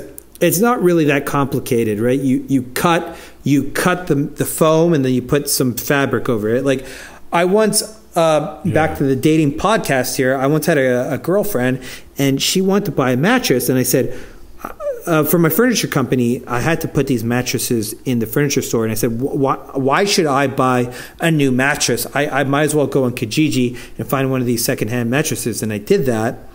But I didn't think to myself, where did that mattress come from? Because what they said to me was, oh yeah, this mattress is made in Canada. And I was like, oh yeah, cool, whatever, it's made in Canada, that's cool. And I would buy it for $300. And then when we saw the same sort of ad in Montreal, said, oh yeah, mattress made in Canada. We went to go visit the place. And me, I'm naive because I'm an honest person, so I believe anything, right? I go there, and he's like, yeah, we're selling these mattresses because we bought them from a Canadian mattress factory that's going out of business, blah, blah, blah. They all say the same story. Canadian mattress factory that's going out of business. But then I went to, we were wandering around this place, and we saw these two punk rockers. They were like covered in tattoos. Nothing against people covered in tattoos, but there was like two punk rockers that were like working on these mattresses on this foam. They were like covering it again. And my girlfriend at the time, she said to me, Frank, I watched a news article on this somewhere on the news where they found these people. They were taking mattresses off the street, and then they were recovering them with another with a fabric or whatever. Because like, think about it, you find this mattress, it has the springs in it, it has the foam in it, and all you have to do is cover it again, and then you tell the sucker, oh yeah, this is a new mattress, it's just a Canadian business going out of business, and we could sell it to you for $500 instead of $1,000. And this was like this was like on the news. It was all over North America. These scams were being done. And I didn't even realize it. She told me if she didn't even watch that news coverage, she might have not known about it. And I was like, wow, okay, that's not a good idea, but it's an interesting idea to make money. That's crazy. Jesus. Yeah, man. Yeah. There's so many ways to make money in this world. You know, I've said this I think previously, but like, I think like growing up, everyone's just like, yeah, you got to be an accountant or a lawyer or a doctor or a pilot. And it's like, dude, you could be like an alligator sperm farmer and like you can make money doing that shit. Like straight up though, there's like so many ways that you could make money in this world. But it's shocking. Like, man, and like good money too, you know? Like there's businesses, but like obviously, you know. We definitely went off topic here. We were first talking about podcasts promoting mattress companies, but and then I just went off about scam mattress companies. So, I mean, it's a business podcast. So anyone listening, if you want to start a scam, that's what it's about. If you want to start a scam mattress company, I just told you how to do it. You have to go find those mattresses on the street. Just cover them again find some punk rock guys that want to. Just make sure you don't bring bed bugs home. Yeah, that's all. Don't bring the bed bugs home. It's a big problem. Yeah. In LA, like if you see furniture out on the street, like, don't take it in because it's probably got bed bugs. Yeah, man. Bed bugs are the worst. It's out there. I had a friend who had bed bugs. It's honestly death. It's kind of like oh my god. I stayed in a hotel that had them and got out before I got thank God. My stuff. Thank God. Oof, man. Once you get those, you are in trouble. But anyways. Yeah. Outdoor dining is now open in California, right? Like you could go to a terrace and eat. Lol.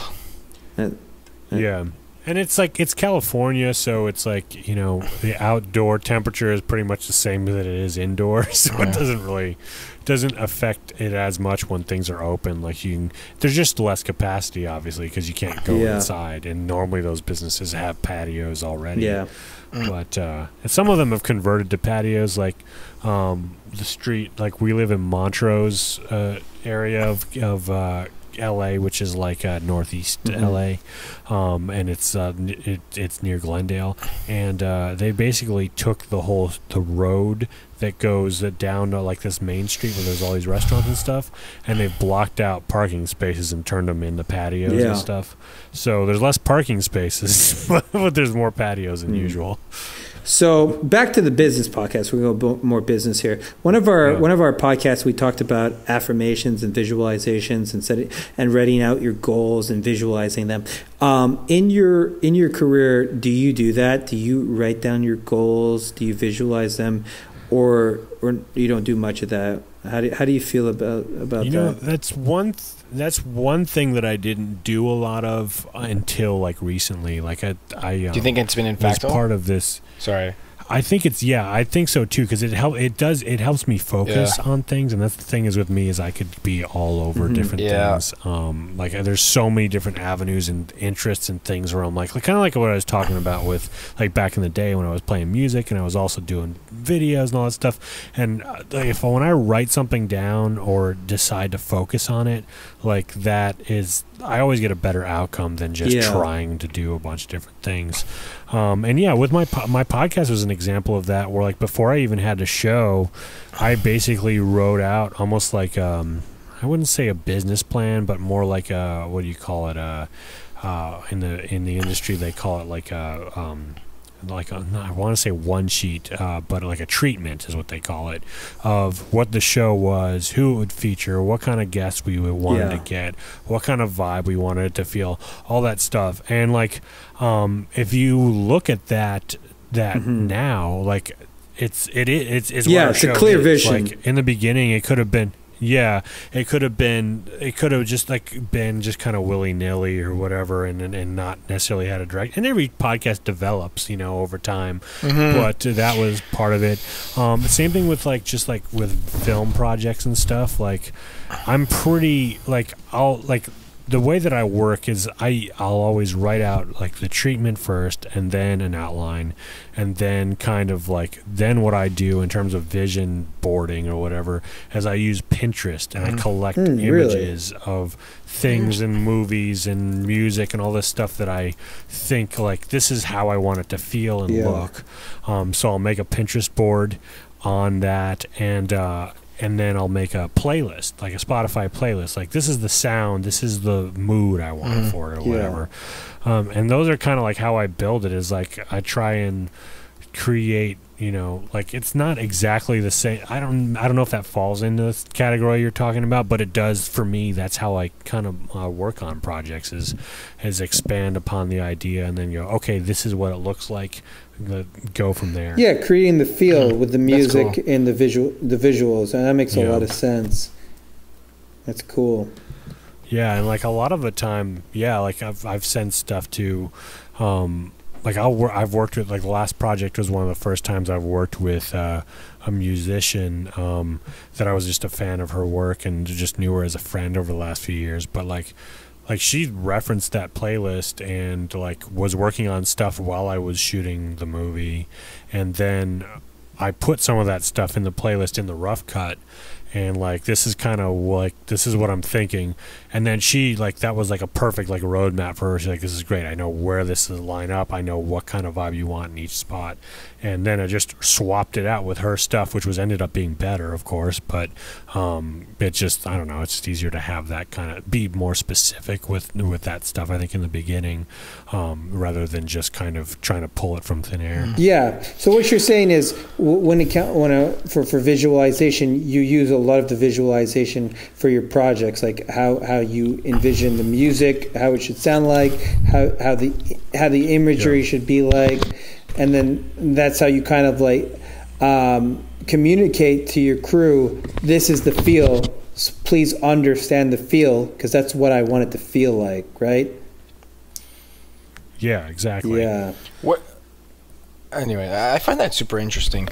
The whole film industry, and I don't find myself as a creative person in that sense. I mean, I did have a YouTube channel, but that's cool. That's still creative. Yeah, I guess, but I guess, yeah, in a more, it's interesting that. Well, I think that industry, business, and creatives is very similar, because in a business like that, I was talking about Gymshark, right? That guy really focuses on the culture, and when Jordan is giving, okay, this is what I want the music to feel like, sound like, and this is what I want the visuals to look like. That's kind of a culture thing as well. It's this is what I want it to feel like, the culture of this production. I want it to feel like this. This is the direction I want to go in.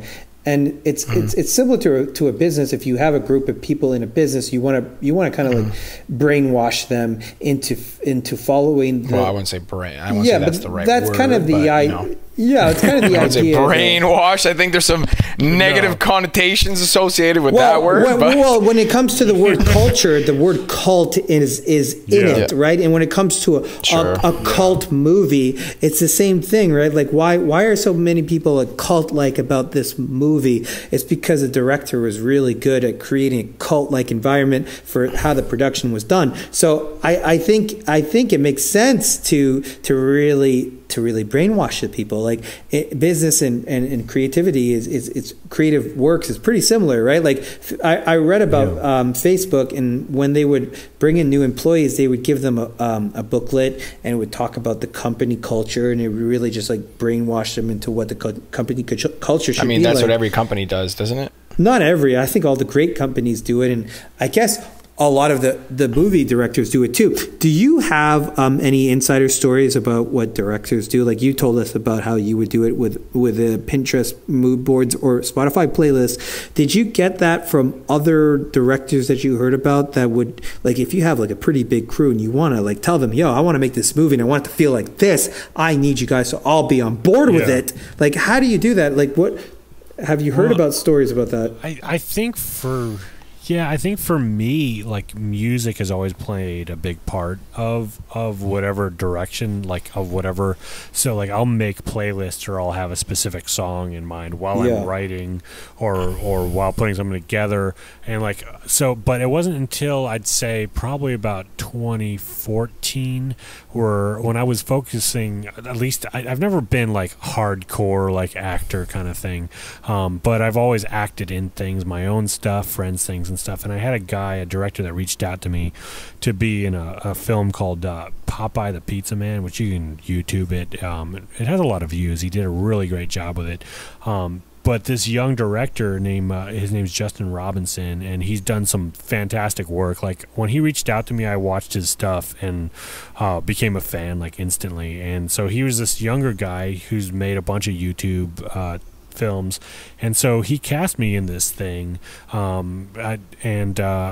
when he sent me the script for it before we were shooting, he sent me the script, and that's what he did. He sent me a Pinterest board and a Spotify playlist, and I was like, this is like similar to stuff that I've already done in the past, but never like made it more concrete, where it's like I've had songs in my mind, or I've had images or other movies that like are the influence for this project.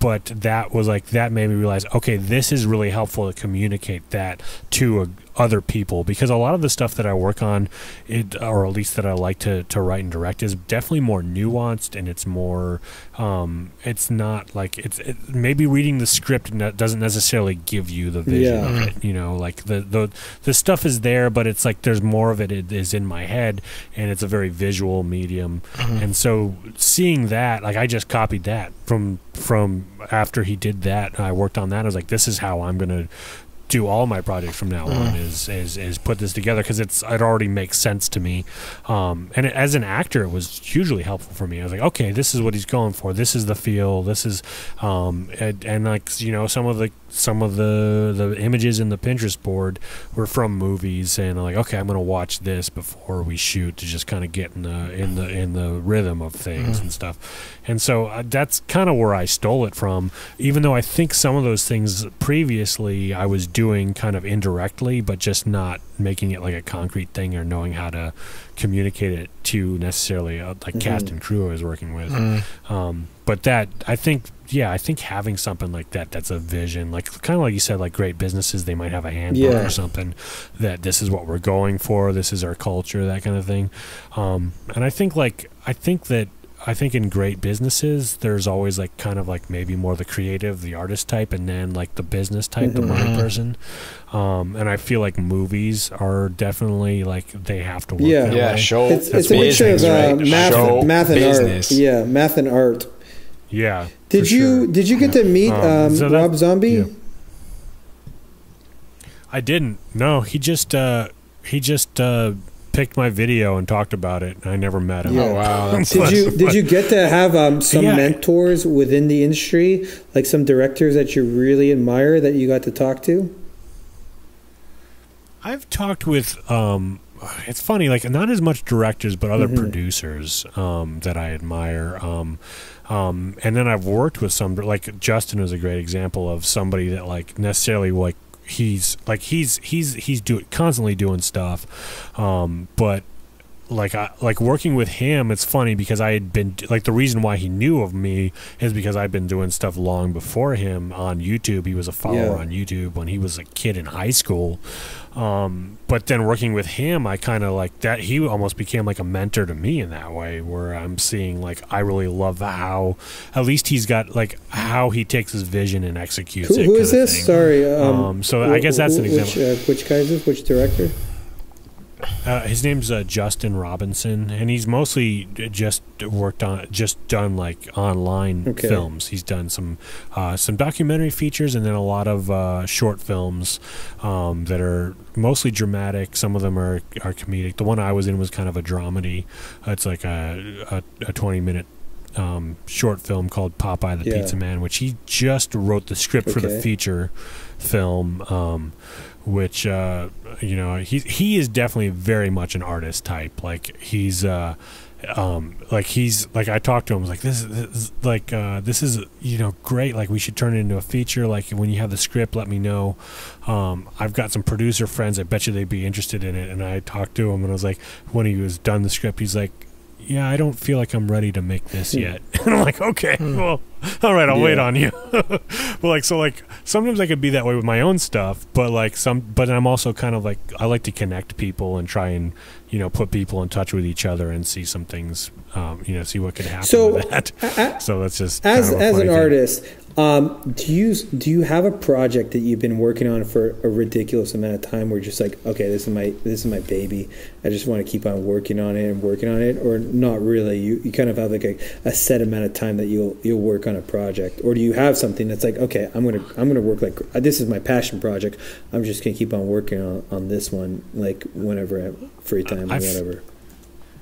Yeah, I feel like I have I'd move on from project to project, but in that time, like it becomes like the only thing that I work on and interested in.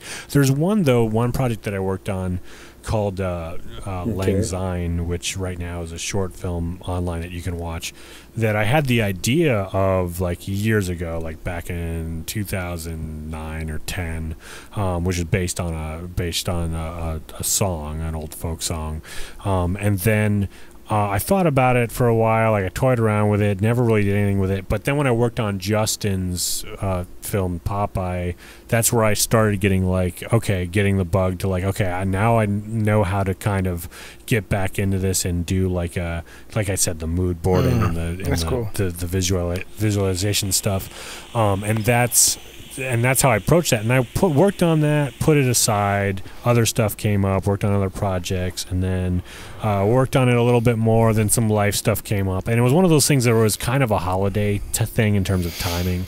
And I knew I wanted it to be a short film at first. And it's just like, I just kept putting it aside. And then just like finally this last year made it.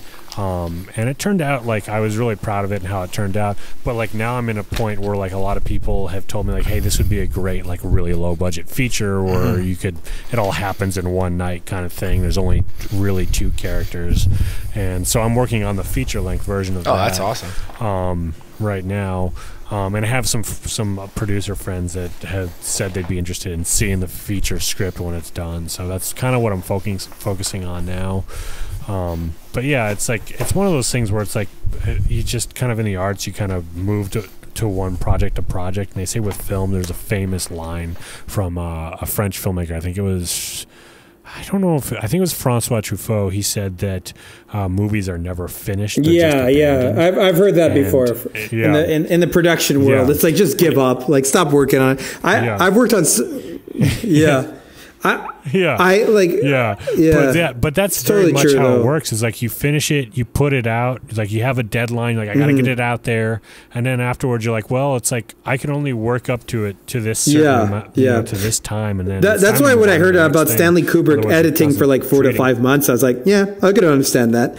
I've like in the recording world, not that like I was super successful at it, but one band I recorded got onto a pretty big record label, and I spent like 5 months on it because I was like, man, this is my big shot. I'm going to really make this a masterpiece or whatever. And I mean, one guy who I admired in the production world, I guess like you could compare it to a director, right? Like a producer I really liked. I liked his work. He messaged me. He said, wow, you did an incredible job on that production. And I was like, man, that's cool. Like someone recognizing my work, right? But I totally understand where it's like, you just give up eventually. It's like, what am I going to do? Spend a year on this? Like, just be done with it. Just walk away, go on to the next project, Well, I feel like there's always kind of like creatives, like they could tweak and tweak and tweak, and you would never be finished. And at some point you just got to go, okay, this is it. I'm ready to move. I'm ready to put it out there. I've cried before during editing and during mixing. Have you ever been in that situation where you just break down in tears? Like how so? Like what is that? How is that a reaction for you? Like you're so unhappy with it, or I wasn't happy with it. Like I got like well, I did my first big record label production, and then I had like not as big a label, but big enough, and I took it seriously, and I was trying my best to do the best mix and production, and it just wasn't cutting it. I wasn't really happy with the production, and you know, it's not like I had that many opportunities to really do to really get those. You know, for me, in the recording world, it's not like I had major labels hitting me up or even like semi-major labels hitting me up. And I got like 2 big record label deals that I got to do. And on my second one, I really wasn't happy with my work. So, I mean, as lame as that sounds, I was listening to my mix and I was like, I just broke down in tears. But at this point, I really wanted to leave that industry, right? So maybe that was part of the reason. I was like, man, it's I'm not happy with the work I'm doing, and I care about it so much, because in the recording world, it's probably similar in the directing world.